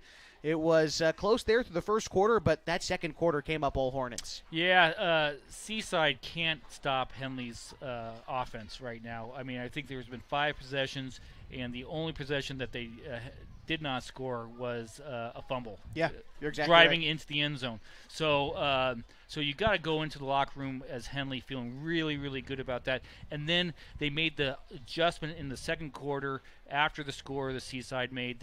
And Seaside really hasn't had a great success on the offensive side either since that adjustment's been made. Want to go over our drive summary so far before we dive a little bit deeper into our analysis here. It was a 3-and-out on the first drive of the game for Seaside, and then Henley got the ball back. Todd, it was the drive you mentioned where Henley fumbled it deep into Seaside territory after 4 plays. The Seagulls took it back at their own 10-yard line. They were able to get some room and get a punt off before Henley took it down the field and scored in 5 plays and 2 minutes. Capped that drive off with a handsome Townsend 4-yard rush. That made it 7-0. But credit to the Seagulls. They fired back on the very next drive of their own. 11 plays and about 4.5 minutes off the game clock. And they take it downfield and score off the back of a 3-yard touchdown rush from their running back, Trey McCleary. Henley, though, got the ball back and in 5 plays scored again. Only 2 minutes off the game clock, and a 25-yard touchdown rush from Jeremiah Brunick made it 14-7. Seaside then gave away the football on an interception. Henley got great starting field position at the 30. Again, a 5-play drive brings them in for 6. This time a 9-yard rush from Joe Janey made it 21-7. Seaside was forced into a 3-and-out. Henley got the football back with 3 minutes left before halftime. It took him 6 plays, 2 minutes 45 seconds, but handsome Townsend punched it in with his second rushing touchdown of the night. It made it 28-7. So that's 3 unanswered touchdowns on the side of Henley, and really all of their scores tonight have been on the ground. They're relying heavily on that rushing attack. Yep. Very strong rushing attack.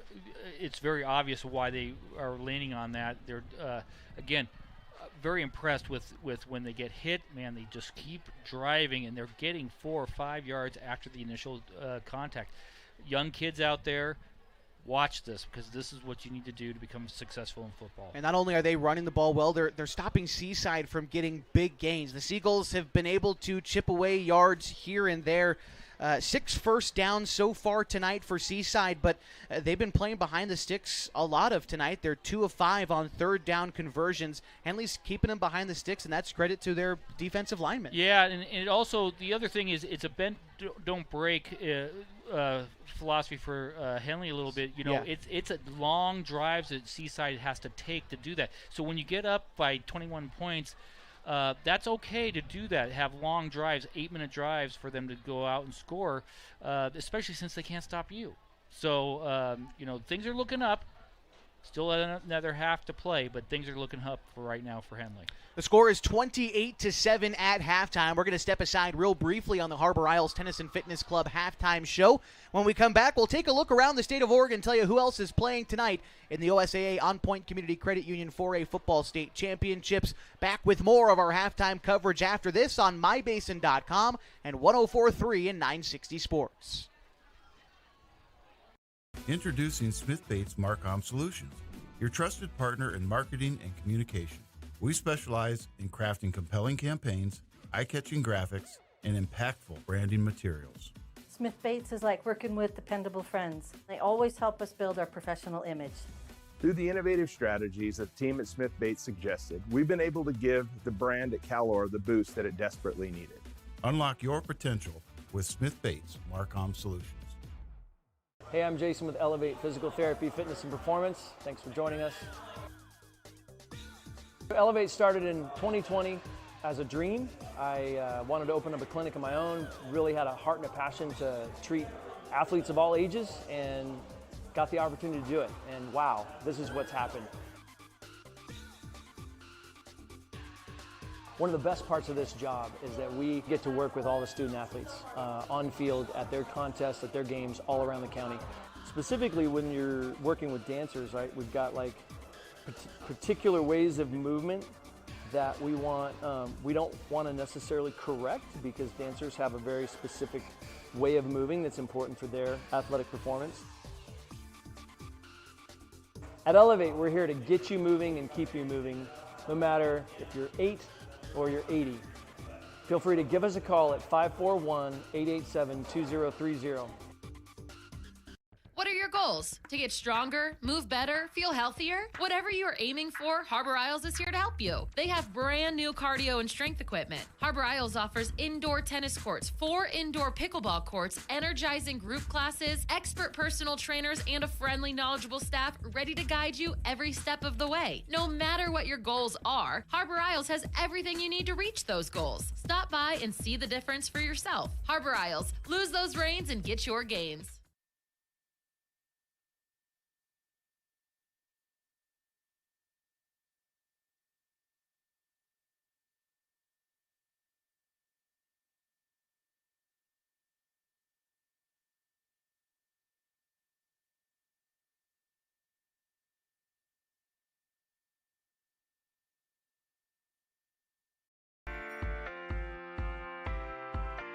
At Gino's on East Main Street, we're always ready for sports season. And now is a perfect time to connect with us. We're open every morning at 6:30, serving simply good food for your breakfast, lunch, and dinner. We offer breakfast burritos and burgers all day, Italian family recipes, monthly specials, amazing desserts, and of course, your choice of cold or hot beverages. Call 884-6474 right now to place a food order for pickup or use DoorDash delivery. Or best of all, come dine in with us. Gino's on East Main, simply good food. Check out our full menu and all our activities at ilovegenos.com. Gino's on East Main, simply good food.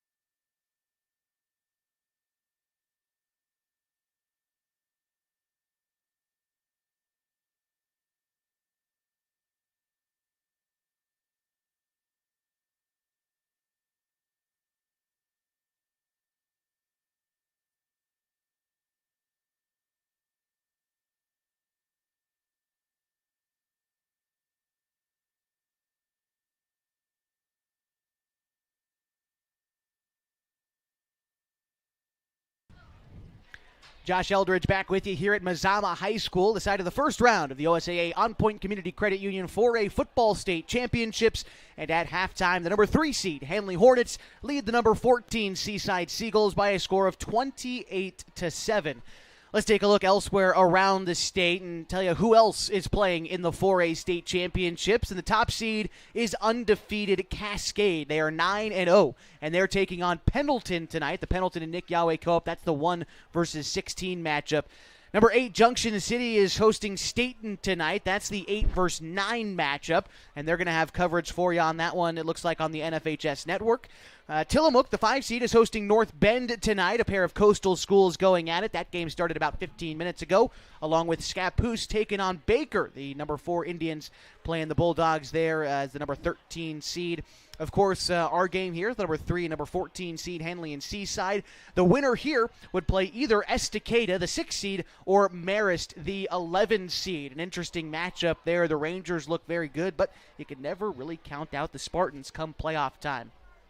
Looking at the other half of the bracket here, LeGrand, the number 7 seed, is hosting Sweet Home tonight. Sweet Home's been kind of an interesting story to watch this year. They're the number 10 seed, but they finished 7-2 overall on the season, actually ahead of LeGrand in the overall record department, where LeGrand was 5-4. And the final matchup that we're looking at tonight, Marshfield taking on Crescent Valley. The Pirates from Marshfield High School at the number 2 seed, and they're taking on, again, the number 15 seed, Crescent Valley tonight. So you look around, North Bend, the 3rd team out of our league, again, they're on the coast tonight against Tillamook. The best teams are the ones left playing, and eventually the state championship game will be played November 29th at a site to be decided. It'll be a neutral site game somewhere in between whichever 2 finalists make it. Last year it was Henley and Marist. It was the Spartans who won the state championship at Spiegelberg Stadium. The year prior, it was Henley who defeated Marist. I believe that game was played at Caldera High School in Bend. So Hornets looking to make it back-to-back state championship game appearances. But it starts here with a win against Seaside. And right now, they are up 28-7 at halftime. We're going to take another break here on our halftime show. And when we come back, we'll be nearly ready for third quarter action. I want to again give a shout to the Harbor Isles Tennis and Fitness Club group out there by Harbor Links. Harbor Isles Tennis and Fitness Club provides a clean, multi-use facility for the advancement of health, wellness, and longevity to its members and the community. We invite you to come on out and join Harbor Isles, where they feature top-of-the-line equipment, full-service personal training, and an array of group exercise classes. This has been the Harbor Isles Tennis and Fitness Club halftime show. Back with third quarter action after this on 104.3 and 960 Sports, and live free video tonight on mybasin.com, brought to you by the Henley Booster Club.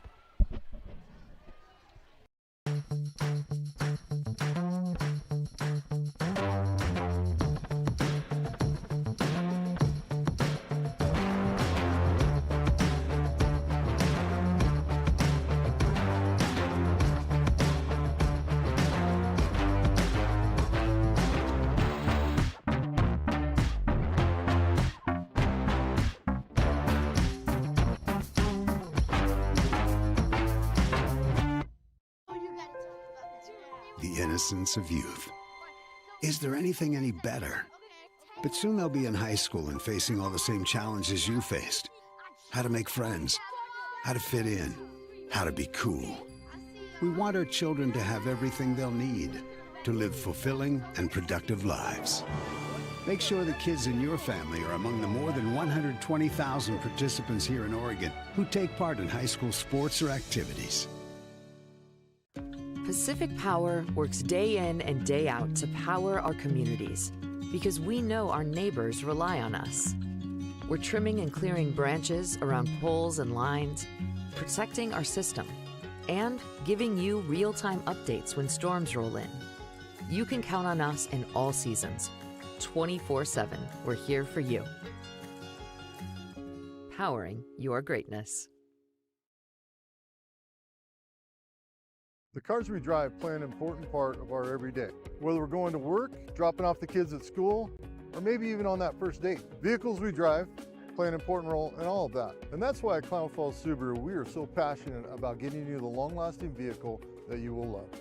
When you come to our store, you'll find that every department is dedicated to caring for our customers, which is why I can proudly send anyone here knowing that they will be treated like family. Stop by and say hi. When you come to Clown Falls Subaru, you're coming home.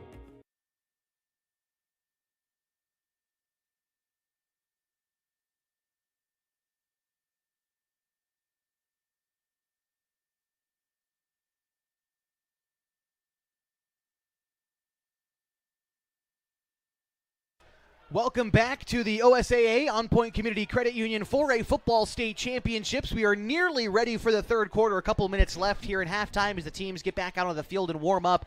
Going to score 28-7 at halftime. I want to give a shout out to one of our sponsors, Gino's Cafe on East Main Street. Open every morning at 6:30, serving up their famous breakfast burritos. Those are served all day long, along with other menu items like burgers, monthly specials, and Italian favorites. You can order online at iloveginos.com or have it brought right to you on DoorDash. Todd, it's also a busy weekend for sports here on the station. We had Oregon Tech basketball win earlier today against one of the top teams in the nation. Right now, the Oregon State Beavers are in front of UIC 20-9. You can tune on over to 11:50 a.m. if you want to check in on that game. Tomorrow, Beavers football against Sam Houston. Todd, you were up in Corvallis last weekend for a Beavers game wearing your Washington State hat. Do you want to talk about it at all? I had to get it in there. I had to get it in there. Touche. You got it. All right. Congratulations. The Pac-2. Okay, look, we have to stay together some way. Okay? Yeah, exactly. I got it. Yeah. So 28-7 here at halftime here at Mazama High School. Playing this game here at Mazama because of the rain earlier in the week. It's a bit of a chilly night. Todd, one thing you were talking about during halftime and a little bit in the second quarter, what Seaside prepared for as far as the weather and the elevation goes. It is 42 degrees tonight in Klamath Falls. Seaside's got those big, heavy jackets broken out. Henley, none of that. So I think that cold's starting to get a little bit to the Seagulls, maybe. It is. It's getting to them. It's getting to them. But I think the first 4 minutes of this third quarter is going to be really important. They'll be their opportunity to get back into this game, or Henley's opportunity just to run away with this thing. Henley will start with the football coming out of the halftime break as we bring back up the Elevate Physical Therapy Fitness and Performance Scoreboard. Elevate uses a modern and research-backed approach to physical therapy to ensure you see both a reduction in pain and enhanced mobility, getting you back to peak levels of optimal health and wellness. Elevate Physical Therapy Fitness and Performance has been treating athletes of all ages since 2020. Seagulls have taken the field tonight. A reminder, they're wearing their white uniforms, head to toe in all white. They've got red numbers across their front and their back. The Henley Hornets tonight in their navy blue uniforms, yellow numbers across front and back, and Hornets are written across their chest in navy blue with yellow trim, a yellow stripe down their helmets with a yellow H, signal for the Henley Hornets. As we are ready for third quarter action tonight in the OSAA On Point Community Credit Union 4A Football State Championships. Back to receive for Henley is going to be Henry 4, along with Julian Reyes. They're both stationed at about the 15. And to kick things off for Seaside is Dutch Miller. It looks like Seaside might be trying for an onside kick, and they get it out to about the 50, but the Hornets fall on it. Able to do so for Henley was number 9, Lucas McCormick. And Henley gifted with good starting field position after Seaside unable to recover the onside kick. Yeah, that was a big gamble for Seaside, and it didn't pay off for them. Now Henley has great field position, and again, Seaside's defense really hasn't stopped Henley yet, except that forced fumble right out of the beginning of the game. Henley can come down there and score and really put this one to bed here soon. This is the same starting field position for Henley's last drive from the 49-yard line in their own territory. They took it 6 plays and in for a touchdown last time. Here's Janney, back to pass, looking for a bomb down the right side. The pass is incomplete near the 20. It'll be 2nd and 10. Just a half step away from a great play. Good throw, just a little bit too much lead.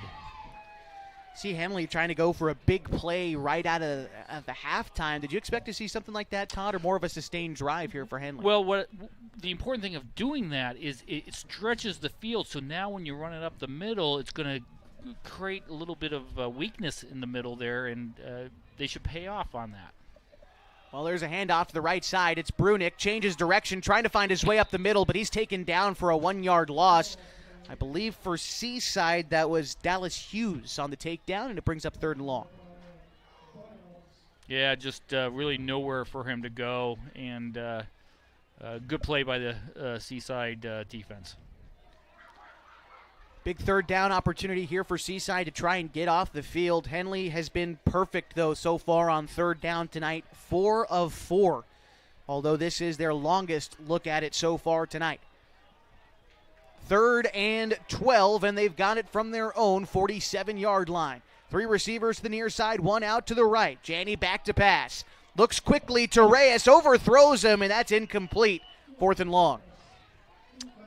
Yeah, coming out of the locker room, sometimes it takes you a little time to get warmed up. Unfortunately, Henley did a 3 and out, and now giving Seaside an opportunity. Didn't make him to pay for that onside kick. You got to make them pay for those things in playoffs. Seaside's got to feel a little build out here. They are going to get the ball back, and a couple of overthrows from Janney allowed the Hornets to go 3 and out there, so Seaside's going to have to capitalize after this punt. It's going to go out to about the 20, kick near the 15, down near the 10, and a great punt pins Seaside deep in their own territory. Looks like A.J. Patsky's going to be the one to touch it down there. Yeah, and Seaside had a jailbreak on that punt. All of them coming for that block to try to change momentum. Great job to get it off, and then a great distance. Put them way back in their own end zone, or end of the field, excuse me. It's about where Seaside started their they have started here before at the 10, but they wound up punting it on that drive in 7 plays at about 40 yards, but a long field in front of them here. 1st and 10 from their own 10. It's going to be a keeper for the quarterback. This is Cooley trying to find some room along the left, turns up the sideline and finds a little bit of room for a gain of maybe 5 yards, maybe a little bit less on that carry, but just skated up the sidelines to get a small gain on that carry. Yeah, ran it to the left, the wide side of the field for the offensive play, and they did a good job stringing it out all the way almost just to the end, and then he kind of snuck up to get 4 yards on that one. 10:44 to go in the 3rd quarter, only just getting started in the 2nd half, and Henley leads 28-7 against the number 14 seed Seaside Seagulls. Here's the 2nd down play for the Seagulls. Cooley under center with 2 men in the backfield. It's going to be a handoff up the middle to McCleary. Busts through the line of scrimmage downfield for a gain of nearly 10 yards. Call it a gain of 8 and a 1st down for the Seagulls. Yeah, nice hard run for him on that one. He had someone on his back for the last 6 yards, but he kept pumping his legs and got the 1st down. Good carry there, and gives them a new set of downs at the 22-yard line for Seaside as they continue to drive here. Receiver set out to the near side is Nofield, a senior. Cooley under center again with McCleary and Halston set up in the backfield. Ramirez also set up as a wing on this play. It's going to be a handoff to McCleary. Bounces around at the 25 and wrestled down there for a gain of maybe 3 yards on that carry, bringing up 2nd down. Again, the good job by the Henley defensive line, just causing challenges and not really clean holes, and that was only a gain of 3. So good job by the defensive line, letting their backers to clean up the mess. 2nd down and 8 here coming up for Seaside. This time, only 1 man in the backfield. It's McCleary, but Cooley back to pass. Has lots of time to throw, moves up in the pocket. He's going to try to take it himself. Bounces around at the 25, and he's going to gain about 5 yards up to the 30. About a gain of 4, let's say, actually. It'll bring up 3rd and about 3 coming up for Seaside. Yeah, dropped back. He was about to pass it, but great coverage in the back, the defensive backfield there.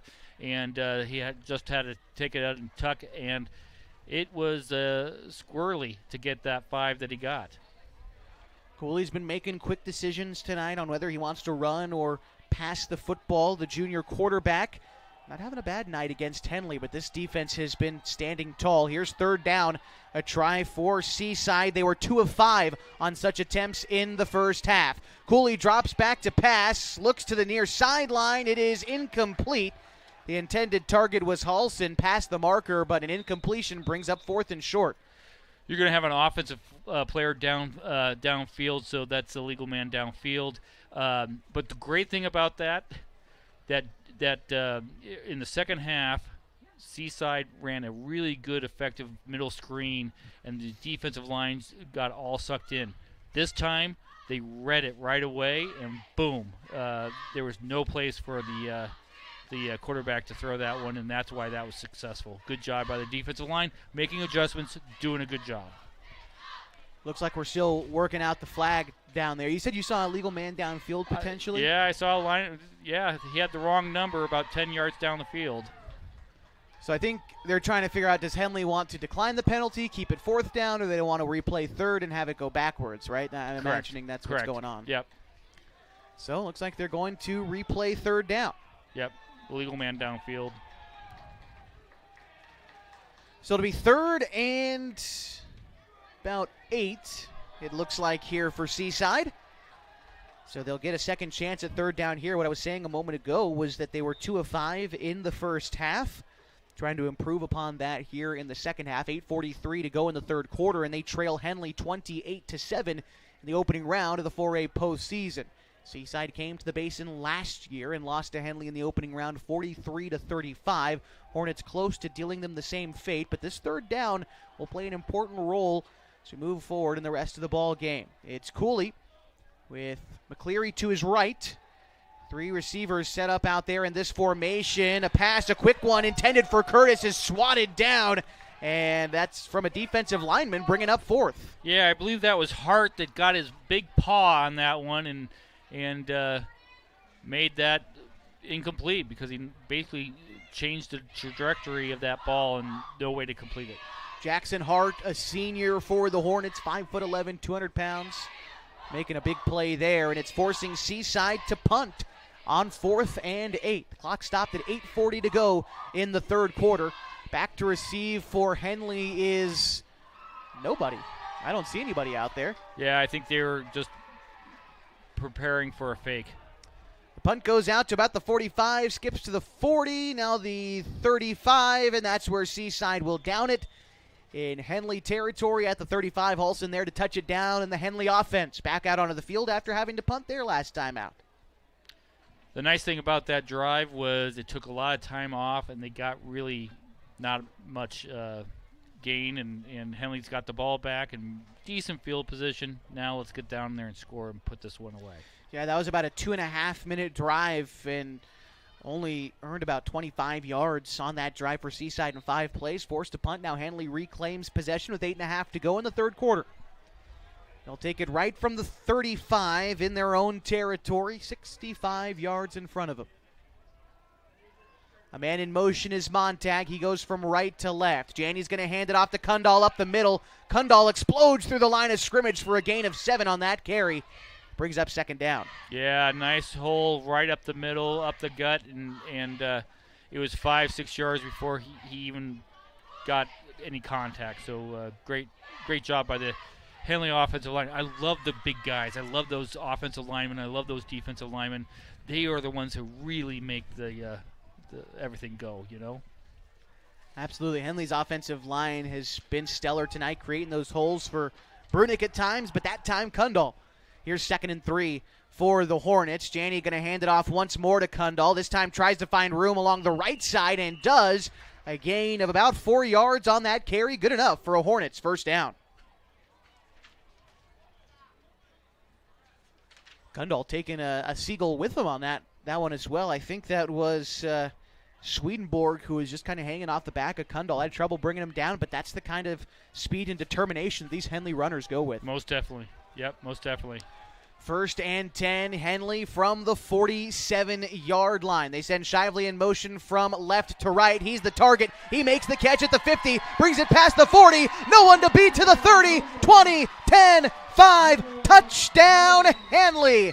and a huge gain there of 52 yards and a touchdown for the Hornets makes it 34-7 with 7:15 to go in the third quarter. Yeah, Grandma, buy that kid a Coke. He deserves it. I mean, I'll tell you, it was a great swing pass out to the left-hand side, and then he just used his speed all the way down the sideline for a touchdown. Again, unofficially 52 yards on that catch for Connor Shively, and the pass from Joe Janney. Julian Reyes looking to make it 5 of 5 on extra points tonight. To hold is Jesse Smith. The snap, the hold is there, the kick is up, and it is good. The Henley Hornets lead 35-7, 7:15 to go in the third quarter. Back after this at the OSAA On Point Community Credit Union 4A Football State Championships on mybasin.com. The Klamath Basin is beautiful, from shimmering Klamath Lake to rich farmlands to the historic downtown. And with an average of over 300 days of sunshine every year, the Klamath Basin is a great place to be. We here at Basin Media Active have been supporting this community for many years, keeping it entertained and informed with friendly faces and familiar voices. You can stay up to date with the latest news, weather, stream live local sports, and check out our community calendar, all on our website, mybasin.com. And you can download our app for free in your app store right now. Basin Media Active, local, community, engaged.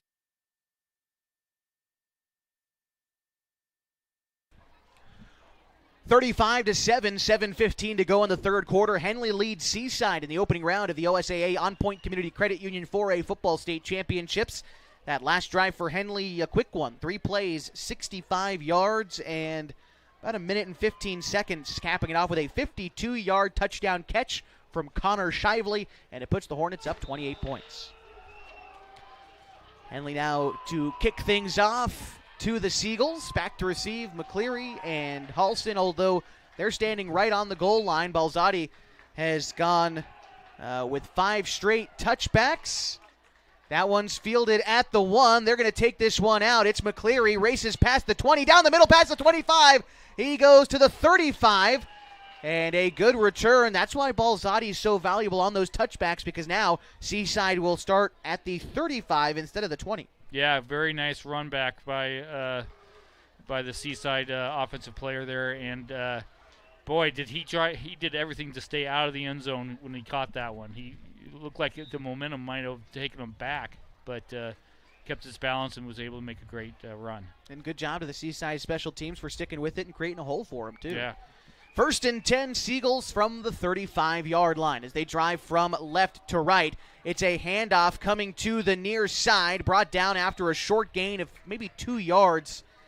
I think that was Ramirez on the carry. Tough to see. Yeah, there he is at the bottom of the pile. Yeah. Ramirez on the first down carry for a couple yards, brings up 2nd down. Yeah, pulling guards, pulling tackles to the right side, but Henley's doing a good job of fighting through that and getting them for short gains. Seaside forced to punt on their first drive of the second half after 5 plays and 2.5 minutes. Now have it with 6.5 to go in the third quarter, trailing 35-7. Here's 2nd and 7 here for the Seagulls. Ramirez out to the left, and they've got Cooley, the quarterback, under center. It's a handoff to Halston. He busts through the line of scrimmage downfield for a gain of about 12 yards, maybe more on that carry. On the other side of midfield, down at the 48, and a first down for Seaside. Yeah, nice run, nice tough run, going downhill, and got a good first down. Good job. That's the 8th first down of the night for the Seagulls, and they'll take it 1st and 10 again from the 48-yard line, now driving into Henley territory, and that's to the north goal here at Mazama High School. Cooley again under center. It's going to be a handoff again to Ramirez. He falls forward for a solid gain of about 9 yards on that carry. He just followed his blockers all the way up in a solid gain. Yeah, solid gain. And, you know, what I like to see out of Seaside right now is that they're playing with heart right now. You know, they're down, they're on the road, but they're not giving up, and that's nice. And that's good test for Henley, too. Trying to just find any kind of points on this drive and get back into the ball game. 2nd and very short here for Seaside, and they've got it at the Henley 39.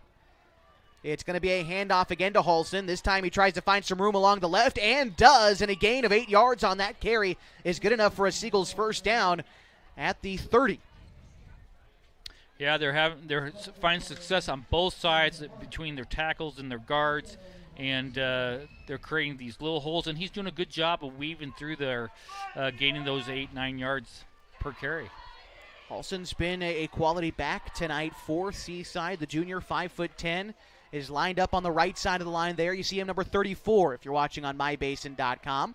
This one is a handoff and not going anywhere. I thought the ball might have popped free. No, they're just going to say forward progress, and the carry from Ramirez brought him back to the line of scrimmage. Henley's defense thought they drove him backwards. Instead, it'll be 2nd and 10. Yeah, nice gang tackle by the Henley defense. I'm not sure you could credit any one individual with that tackle because there was a bunch of them there.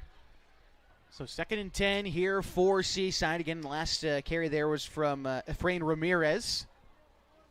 They send Jackson Curtis out wide to the left. He's the only wide receiver in this formation. Again, Cooley under center. They've got Halson lined up as a wing on the right, and they've got 2 men in the backfield. This is going to be a handoff. No, it's going to be a keeper for Cooley. Fooled everybody. There he goes to the 15, 10, down the sideline, diving for the pylon, and he is in to the end zone. Was waiting for the signal, and that's a touchdown for Seaside. Cooley fooled everybody, including me, and he'll take it to the house for a 28-yard score. So many runs inside the tackles, and fake that, took it around the end. The end for Henley kind of sucked in, and that gave him that lane out there to, and he's a fast kid, so took it all the way to the house. What was that, 25, 30 yards? Yeah, I had it at 30 yards. I think it was right at the 30 is where that ball was snapped. So that's a big gain, in for 6, and the score 35-13. 4 minutes to go in the third quarter. And now Dutch Miller, the freshman, looking to kick through the extra point, get Seaside back into this game. The hold from Cooley, the kick is up, and it is no good, wide left. Our score remains 35-13. We're taking one more time out here in the third quarter. Back after this at the USAA On Point Community Credit Union 4A Football State Championships on mybasin.com. Time to reclaim your health and your autonomy. At Heartfelt OBGYN, they focus on you. Their evidence-based approach to care means fewer office visits and a targeted treatment plan to directly address your specific needs. They believe in solutions for their patients, not the industry's profit margin. The providers at Heartfelt OBGYN are committed to serving the community and giving back to the basin. Find them at heartfeltobgyn.com. Heartfelt, because you deserve to be in control of your body and your informed choices.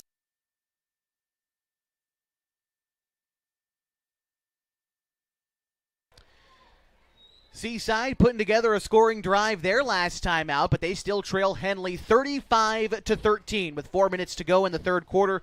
That last drive for the Seagulls, 65 yards, about 3 minutes and 6 plays. They capped it off with a 30-yard touchdown rush from their quarterback, Braden Cooley, and a solid run gets Seaside back on the board. Looks like Henley's getting ready for another potential onside kick. They got 9 up in the box, I would call it, way up top, and you got 2 in the back. But well, for Seaside, who tried to open the half with an onside kick, they're still trailing pretty considerably, so no surprises there. Yep. Although this time it looks like Seaside, instead of trying to kick it right, they might kick it left. No, looks like they're just going to go and try to maybe kick it up the middle. We'll see. Miller kind of pooches it up by the 50. It's picked up by Henley, and a big man trying to go for a return. That was Jackson Hart trying to pick it up and get a little yardage back, but to no avail. He does maintain possession for Henley, and they'll start about the 47. Yeah, the ball didn't even hit the ground. It hit him right in the hands, and it was like, what am I now supposed to do? This is not part of the plan, and kind of ran around a little bit, but figured out, luckily didn't fumble the ball and got down. Henley got the ball. So now, Todd, the game for Henley is drained the clock. You're up by multiple scores in the second part of the third quarter. That clock is starting to become really the last thing to beat. Yeah, no, most definitely. I see a lot of runs in our future. 1st and 10 here for the Hornets. They send Shively in motion from right to left, but it's a handoff to Brunick up the middle, and he powers forward for a gain of 4 on that play. 2nd down. Yeah, nice run up the middle. And, again, 3-4 yards per gain. That's going to be good. Just kind of slowly drive the ball down the field and eat up that clock. That's what you want to do. The last drive for Henley, 3 plays, 65 yards, a minute and a half. capped it off with a 52-yard touchdown pass. Well, Henley right about the 49-yard line right now. They're right in that neighborhood to try to break off a big gain, although, like we said, might be trying to stick on the ground here. They've got Montag lined up in the tight end on the right side. Receiver in the slot and one more out wide to the right, and they've got Reyes lined up to the left. Here is a keeper for Janney. Janney explodes past the 50 to the 45, rumbles downfield to the 42, and that is a gain of about 9 yards on that carry. Good enough for a Hornets first down. Yeah, nice play. Just kind of pulled the ball right at the last second, then went outside and found a nice gap there to get 9 yards. Janney already with one rushing touchdown tonight. It came with 4.5 to go in the second quarter, a 9-yard touchdown rush. Haven't seen him run the football too many times tonight, but as you can see on that last play, he's always an option there for Henley. Yeah, most definitely. This time lines up with Brunick to the left. 3 receivers bunched up to the left as well, and 1 off to the right side. Hornets put Montag in a bit of motion, and it's going to be a handoff again to Brunick. Goes right up the middle and through to the 25, down inside the 15, and a huge gain. He just explodes so fast up the middle, and the Hornets are in the red zone at the 12. Yeah, great burst up the middle. A lot of gain there. It's beautiful to watch when they create those holes and you have a run like that. It's really fascinating to see, for teams and folks from around the state who just haven't seen the speed that Henley has. Todd, this is your first time seeing them in person too, and it's the one thing you said to me, these guys are just so fast. They are. It's very obvious and very impressive. Kundal and Brunick in the backfield with Janney. 1st and 10 from the 14. It's a play-action pass. They look to Reyes on the slant. He makes the catch, and he takes it into the end zone for another Henley touchdown. 41-13. 2 minutes to go in the third, and the Hornets add another. Very nice, sharp route there. He ran down about 5 yards. The defensive back had no idea if he's taking it out or going in. And when he went in, he created that separation. Nice, tight spiral for a touchdown. That was from about 12 yards out. Julian Reyes' first touchdown of the night. Second passing touchdown for Joe Janney. And now Reyes looks to complete the play with an extra point, and he does. The score is 42-13. Henley with a lead with 2 minutes to go in the third quarter. We're going to stick with you through this brief pause in the action and remind you that tonight's broadcast is brought to you in part by Pacific Crest Federal Credit Union, where they know that picking the right path can make the journey easier, the distance shorter, and can assure that you end up at the right place. Whether you're dreaming of owning a home or you just want a great checking account, Pacific Crest Federal Credit Union can help you reach your goals. Also, Pacific Crest changing their name to Sage Credit Union after the first of the year, but nothing else changing. For you members out there, you're going to have the same debit card, same credit card, same account number. They're just changing the name. And they're also not getting rid of their mascot, the Sasquatch, too, which is always nice. Yep. And the same great service that they've been providing for years now. Yeah, and I go in there probably twice a week, and the folks down at the Washburn branch, they know me on a first-name basis, so that's always cool. Yeah. It's really a community-based group of Pacific Crest. Just on Wednesday, they were raising a bunch of money and food for the Klamath and Lake Counties Food Bank. Also want to get out there tomorrow, Supermarket Saturday. If you plan on going some grocery shopping tomorrow, you'll probably run into somebody from the Klamath and Lake Counties Food Bank as they look to acquire donations, whether monetary or if you're able to acquire some extra food on your next grocery shopping trip. They certainly need it in this time, so be sure to look out tomorrow for Supermarket Saturday. Back to this one, though, 42-13. 2 minutes to go in the third quarter. Henley set to kick things off. Balzati with the boot. That's more of a line drive, though, this time, and it's picked up about the 25, and a big hit there delivered to Seaside's number 40, Bo Long, the freshman. Welcome to playoff football. Seaside's going to take it over 1st and 10 around the 40. Yeah, that was a big hit from a 5'8" senior, McCormick. I mean, that was a very solid tackle, and welcome to playoff football. That was a great way to put that one. Seaside takes over at their own 43. Last time out for the Seagulls, a 6-play drive in 3 minutes took them the distance. A 30-yard touchdown rush from their quarterback, Cooley, took it in for 6. But now 1st and 10 from the 42. It's going to be a handoff to McCleary. McCleary rumbles downfield for a solid gain of 6, maybe 7 yards there, bringing up second down.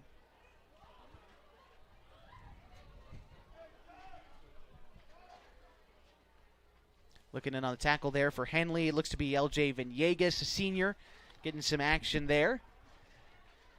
And it'll be 2nd and about 4 inside a minute and a half to go in the third quarter. Henley leads in the opening round of the OSAA On Point Community Credit Union 4A playoffs, a score of 42-13 against the Seaside Seagulls. Seaside now on the football. Again, 2nd and 4. Cooley, the quarterback, under center. McCleary in the backfield, but Cooley back to pass, feels quick pressure, gets rid of the football. The pass is incomplete. The intended target, Halson, wasn't really anywhere near him. Lucky that ball just fell incomplete, and it brings up third down. Yeah, Henley's defensive line really hasn't allowed him to have much time back there. Any step drop, he is immediately pressure before he even gets to set. Seaside facing third down for what is the 7th time tonight, and they are 2 of 6 on such attempts. Cooley back to pass. Rolls to his right, feels pressure, gets rid of the pass, it is intercepted again! Jacob Bakke with his 2nd pick of the night, and the Hornets will take it back at midfield. Great job by Bakke.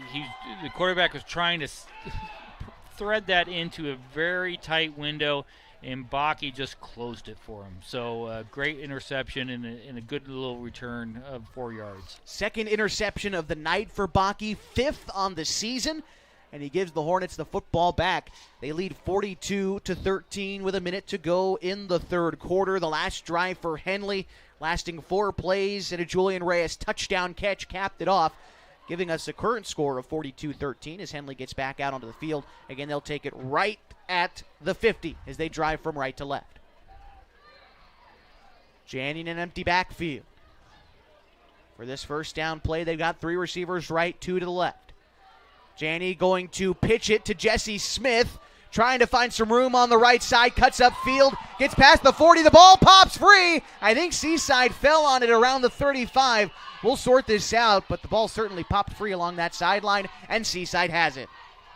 Yeah, it was a really nice run. It was going to be a good gain for 12 to 15 yards, but then he just got popped. A really good tackle and separated him from the ball, and they fell on it. So Seaside will have it at the 35, 1st and 10. And there is 52 seconds to go before the start of the fourth quarter. Reminder, Seaside just gave the football away through an interception only 1 play ago. So now trying to find some room again. It was a good play by Bakke. You said it really well, just kind of closed that window, kind of ripped away that interception as well as an aggressive play for Jacob. He's lined up as the corner on the right side of the field. Here's 1st and 10. Cooley is going to draw it to McCleary. The Hornets were not fooled. A gain of 3. That was a real delayed handoff on the draw there, and it kind of looked like he handed it off on his backside. Yep. But McCleary able to take it for a small to medium gain there. Yeah, good job by the defensive line of reading out that draw and limiting them to a small gain. 2nd down and 7, 30 seconds and counting to go in the third quarter. Henley leads Seaside 42-13. All right, here is Cooley under center, McCleary behind him. They've got Halson and Ramirez lined up there as well. It's going to be a pitch to the running back and a short gain of a few yards on that play. McCleary will make it 3rd and about 4 coming up here for Seaside. Great job by the defensive back, Townsend, who kind of shot up, created that running back to go back into the middle where all of his help was. This will mark the end of the third quarter. Henley leads 42-13. Back with the fourth quarter at the OSAA On Point Community Credit Union 4A Football State Championships on mybasin.com. Brought to you by the Henley Booster Club. Jason with Elevate Physical Therapy, Fitness, and Performance. Thanks for joining us. Elevate started in 2020 as a dream. I wanted to open up a clinic of my own, really had a heart and a passion to treat athletes of all ages, and got the opportunity to do it. And wow, this is what's happened. One of the best parts of this job is that we get to work with all the student athletes on field, at their contests, at their games all around the county. Specifically when you're working with dancers, right, we've got like particular ways of movement that we don't want to necessarily correct, because dancers have a very specific way of moving that's important for their athletic performance. At Elevate, we're here to get you moving and keep you moving, no matter if you're 8 or you're 80. Feel free to give us a call at 541-887-2030.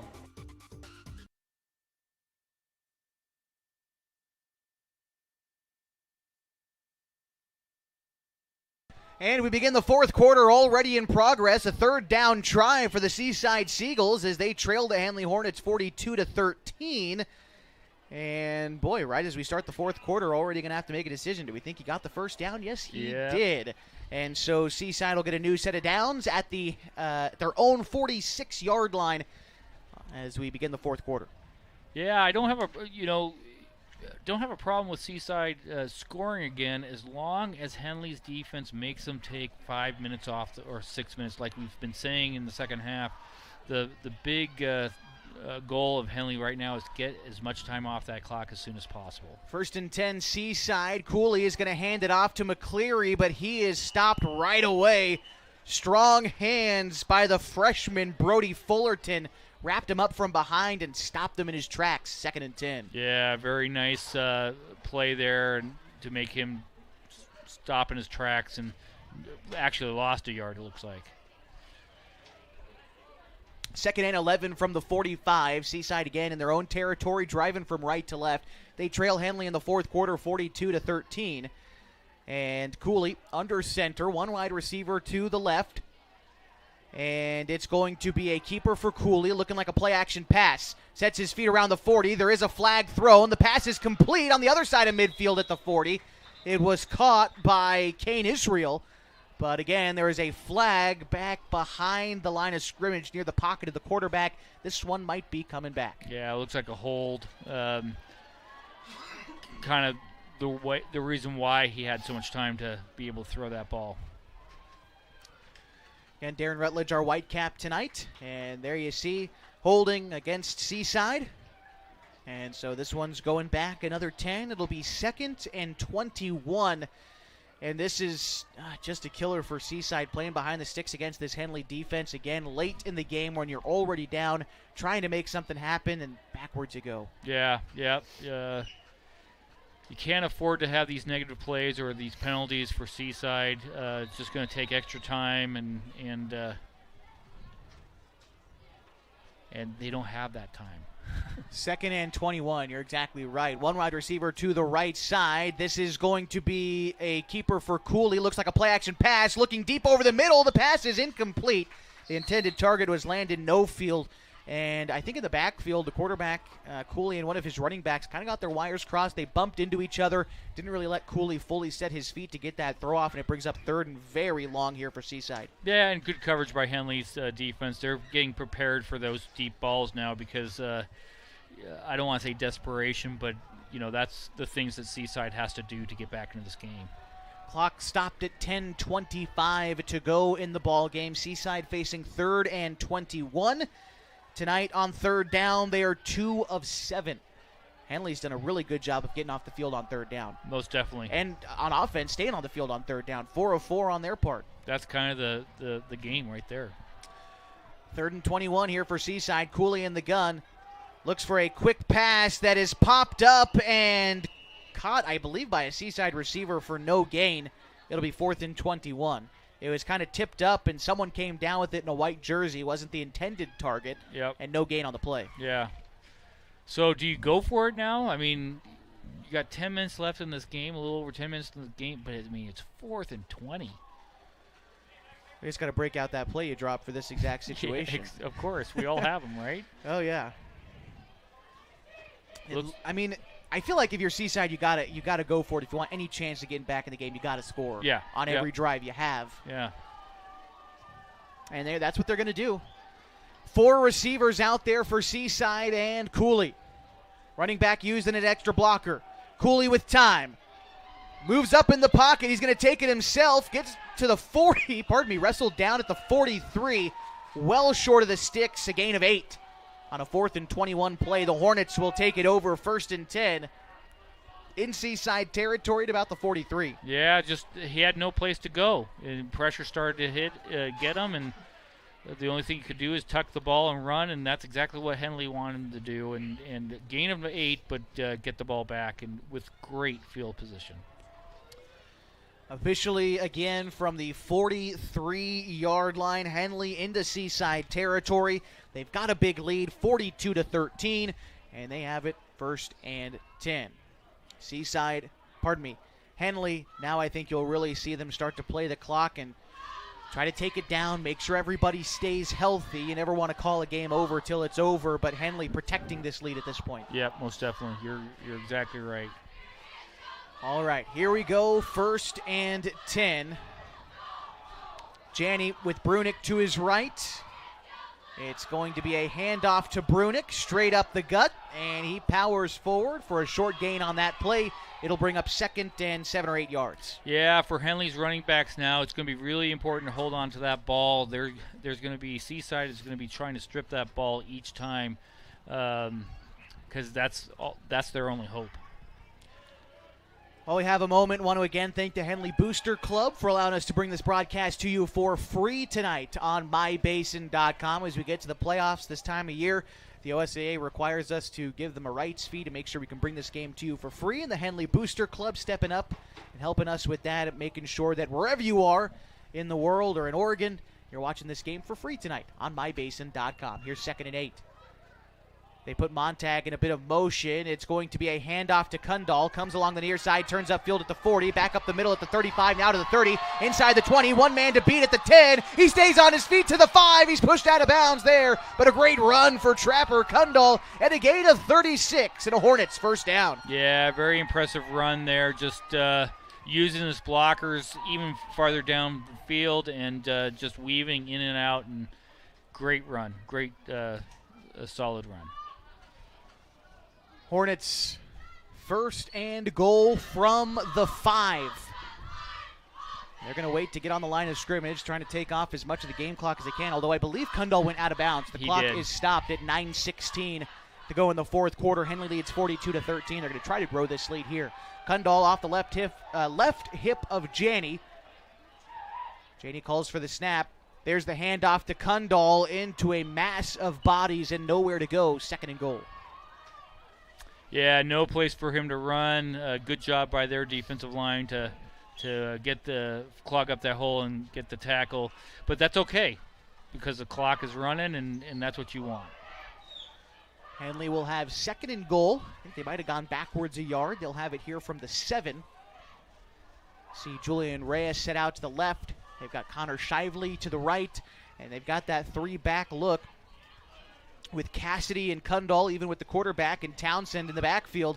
They hand it off to Townsend. He leaps over one defender, stretches for the goal line, but gets to the 2. A gain of 5 and an athletic play there for Handsome Townsend.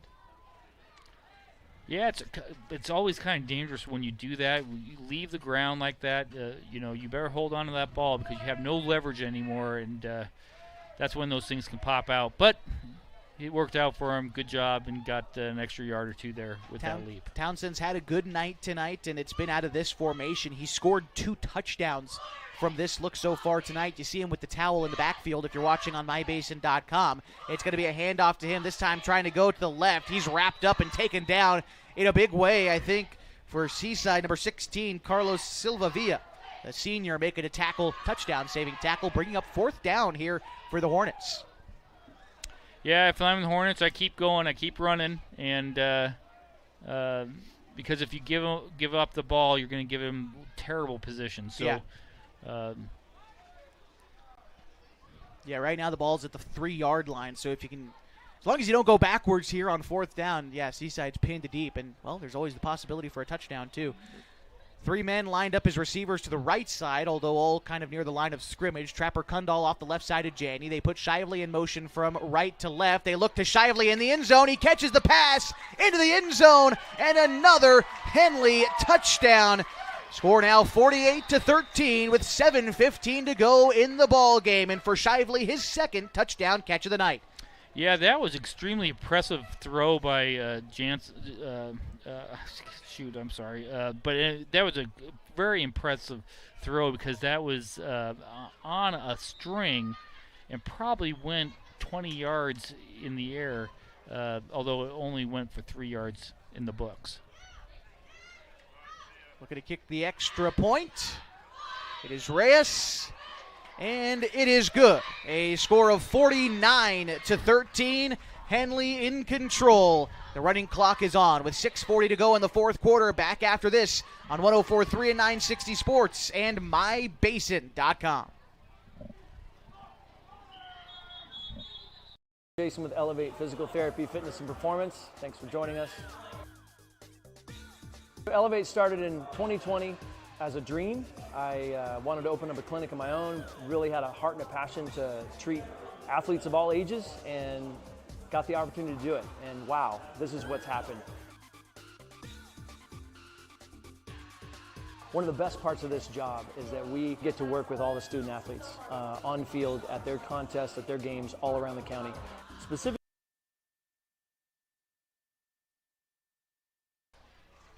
Henley leading 49-13. A running clock will be on after the kickoff with 6:19 to go in the fourth quarter. That last drive for Henley, 5 plays, 43 yards, 4 minutes, and 7 points on a Connor Shively touchdown catch from 3 yards out. His second touchdown catch.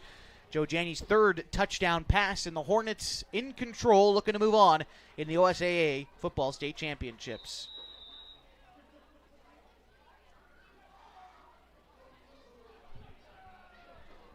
Balzotti to kick things off for Henley. Ball stationed at the 40 for Seaside. Everyone's backed up against the goal line, but this time Balzotti having to kick into the wind, and it's going to be fielded at the 5 by McCleary. McCleary goes right down Main Street, and he brings it all the way up to the 38-yard line. A big return there for Seaside, but this will start the running clock inside of 6 minutes to go. Yeah, nice tackle there, but a great run back to almost the 40-yard line. It looks like they're actually going to put it on the 40. This is, again, you get a guy like McCleary out in space. He's clearly got speed. Those special teams plays, probably a big part of Seaside's offensive attack this year, but because of the boot from Balzotti, he's limited him. Seaside's had 6 touchbacks tonight. Yeah, most definitely. 1st and 10 from the 40. Seaside on the football. Cooley under center. 2 men in the backfield. It's a handoff to the right side to Ramirez. Ramirez gets to the 45, maybe the 46 before being brought down. And a carry worth 6 yards for the Seagulls makes it 2nd and 4. Yeah, it looks like Henley's getting some of their backups in there to give them some experience, and good. That's a good feeling when you can get that as a coach. Get your future out there learning a little bit. See Henry Four out there. See Stephen Cassidy playing some corner. Also out there is Brian Vaughn. Some of these seniors don't necessarily get starter minutes in the game here. It's going to be a handoff to McCleary. McCleary wrapped up, but he keeps on going, loses a defender, and takes it another 5 yards, a gain of 9 on that carry for McCleary. Good enough for a Seagulls first down. Yeah, nice tough run. Got to get those backups need to get some good tackles, and get them down. 1st and 10 from the 45-yard line. Seaside now into Henley territory. Clock continues to tick. 4 minutes to go in this one. And a trip to the quarterfinals on the line. Henley looking to shore things up and take home a victory. Here's 1st and 10 for Seaside. Cooley again under center. No one in motion for the Seagulls as they set their offense. It's a pitch to Ramirez. He takes it right. Has a blocker, uses the sideline and takes it upfield for 8 yards. And a solid carry that time for the junior Efrain Ramirez. It brings up 2nd down for Seaside. Yeah, good tough run there. He used his speed to get around the corner and was able to gain, 9? Yeah, about 9 yards. Second and very short, maybe inside a yard there. Second and inches here for Seaside. Ramirez taking the pitch for 9 yards there, and now the Seagulls lining up on the football at the 36-yard line, again into Henley territory. 3 minutes, 10 seconds to go, and Henley leads 49-13. Cooley drops back to pass. Moves up in the pocket, and he is going to take it to the 30. Stays on his feet, bouncing off a defender. He's going to get the first down on a gain of 5, and he's down around the 30 for Seaside. Again, good coverage in the defensive backfield for Henley, and has no place to throw it, so he has to tuck it and get as many yards as he can. 2.5 minutes and counting to go in this one. Set out to the near side for Seaside is No Field. And they've got Cooley in the gun with McCleary off his left hip. 2 receivers actually lined up here to the left side. McCooley looks quickly to his left, finds No Field on the pass, but it falls incomplete, brings up 2nd and 10. And again, clock not stopping here. Yeah. Well, it shouldn't, at least. But it did. 2:15 to go in the game. And clock is stopped on 2nd and 10. Yeah, so for the seniors out there playing their last game of high school football, you kind of feel for them. That's kind of what happens during the playoffs is that you get 16 teams and 15 of them lose their last game. But good for them to being out here, being competitive, trying to show a good good effort for your school, and it is sad time of year for a lot of these seniors. 2nd and 10 play. Quarterback Cooley drops back to pass, looks for a deep one downfield. It's nearly caught at the 1, but it falls incomplete. It brings up 3rd down. And for Seaside's program, Todd, a little bit of a transition year for him. Jeff Roberts, their head coach, this is the 3rd stint in about the last 15 years for him. He said, I only want to coach for 1 year. He's also the principal at Seaside. He said, look, I need to focus on my duties as a principal. I've been the head coach before. We want to find someone new next year. So it's kind of a transitional period for Seaside anyway, but they've been a fixture in the playoffs, whether it was Coach Roberts or Coach Tanabe, who left to take a job at the 6A Lake Ridge during the offseason. This team is bonded together. They've got good athletes, and I think they'll be back. Yeah, most definitely. Most definitely. This is a great learning experience. Anytime you can get in the playoffs, great job. 3rd and 10 here. It's a handoff up the middle. No, pardon me, is a play action pass, I believe, that fell incomplete. And that brings up 4th down. 45 seconds and counting. Seaside likely going to get this punt off and probably going to bring us to the end of the ball game. Or they just go for it on 4th down because they really got nothing else to lose at this point, I suppose. Yeah. And a whistle with 30 seconds. What do we got? Timeout, perhaps? Nope, just a player coming off the field. I think maybe an equipment issue. Yeah, it looks like it. And so they're going to bring Ian Meyer out onto the field, a senior for Henley, playing some right end on this 4th down try for the Seagulls. Cooley under center. It's a pitch to the near side to Ramirez. Has lots of room inside the 20, upended at the 15. That's a 1st down, but that's also the ball game. The Henley Hornets advance to the quarterfinals after a 49-13 win against the Seagulls. We'll be back with some post-game coverage after this on 104.3 and 960 Sports and MyBasin.com. Our live video tonight brought to you by the Henley Booster Club.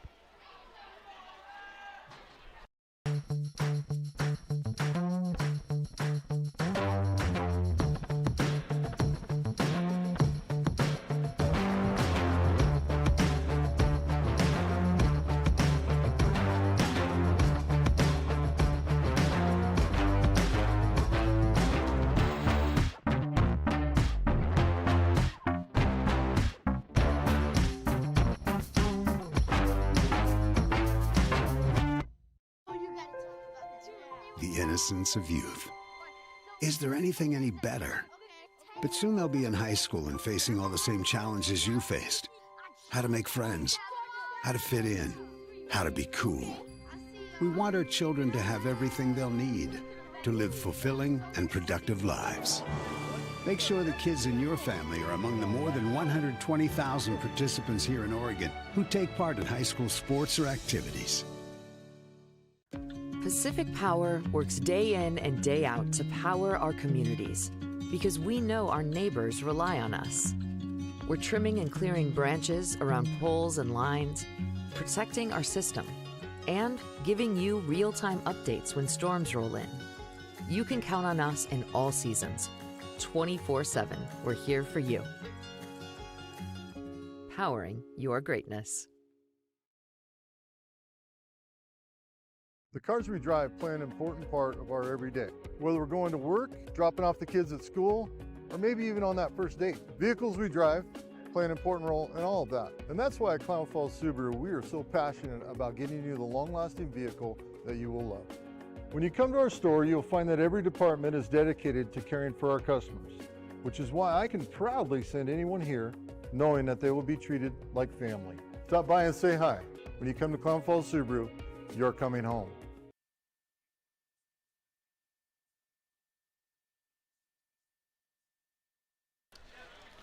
First round of the playoffs in the books, and the Henley Hornets are victorious. A 49-13 win for Henley.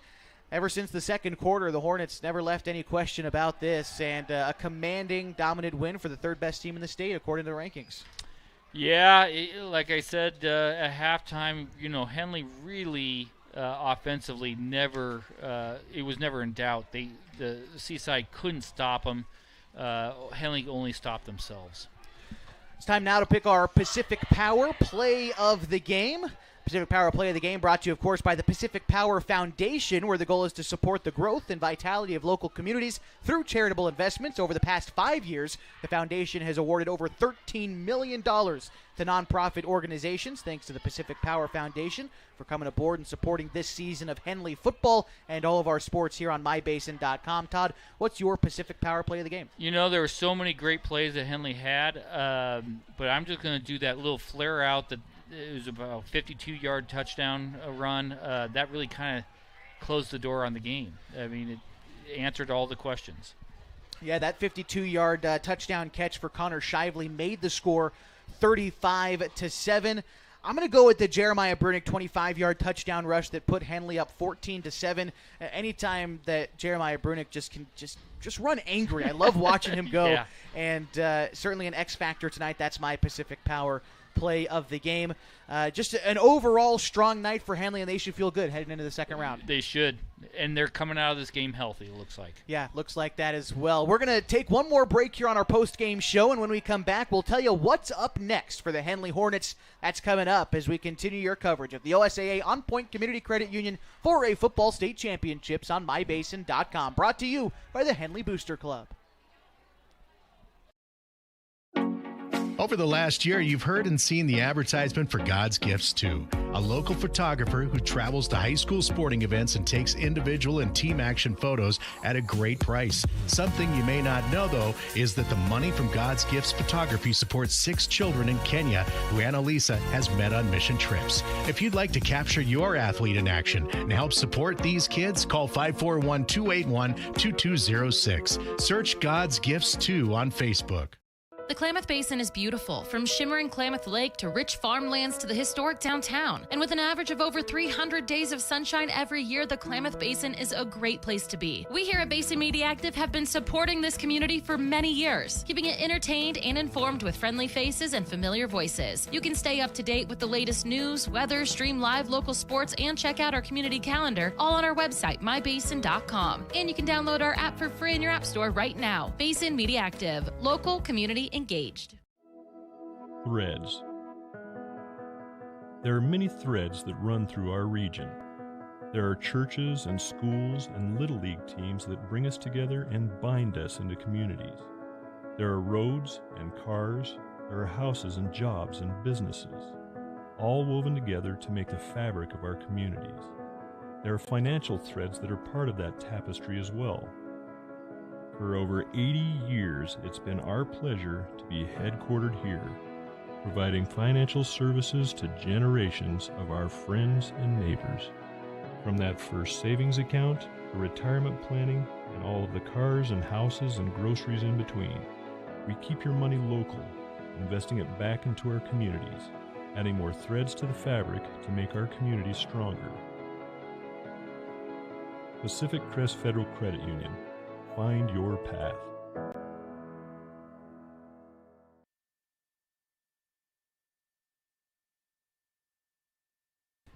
Back with you as we wrap things up tonight from Mazama High School in the opening round of the OSAA On Point Community Credit Union 4A Football State Championships. Henley with a 49-13 win against the Seaside Seagulls. Coming up next, it's a date at home against either Estacada or Marist Catholic. That opening round game started just under an hour and a half ago, so probably near halftime.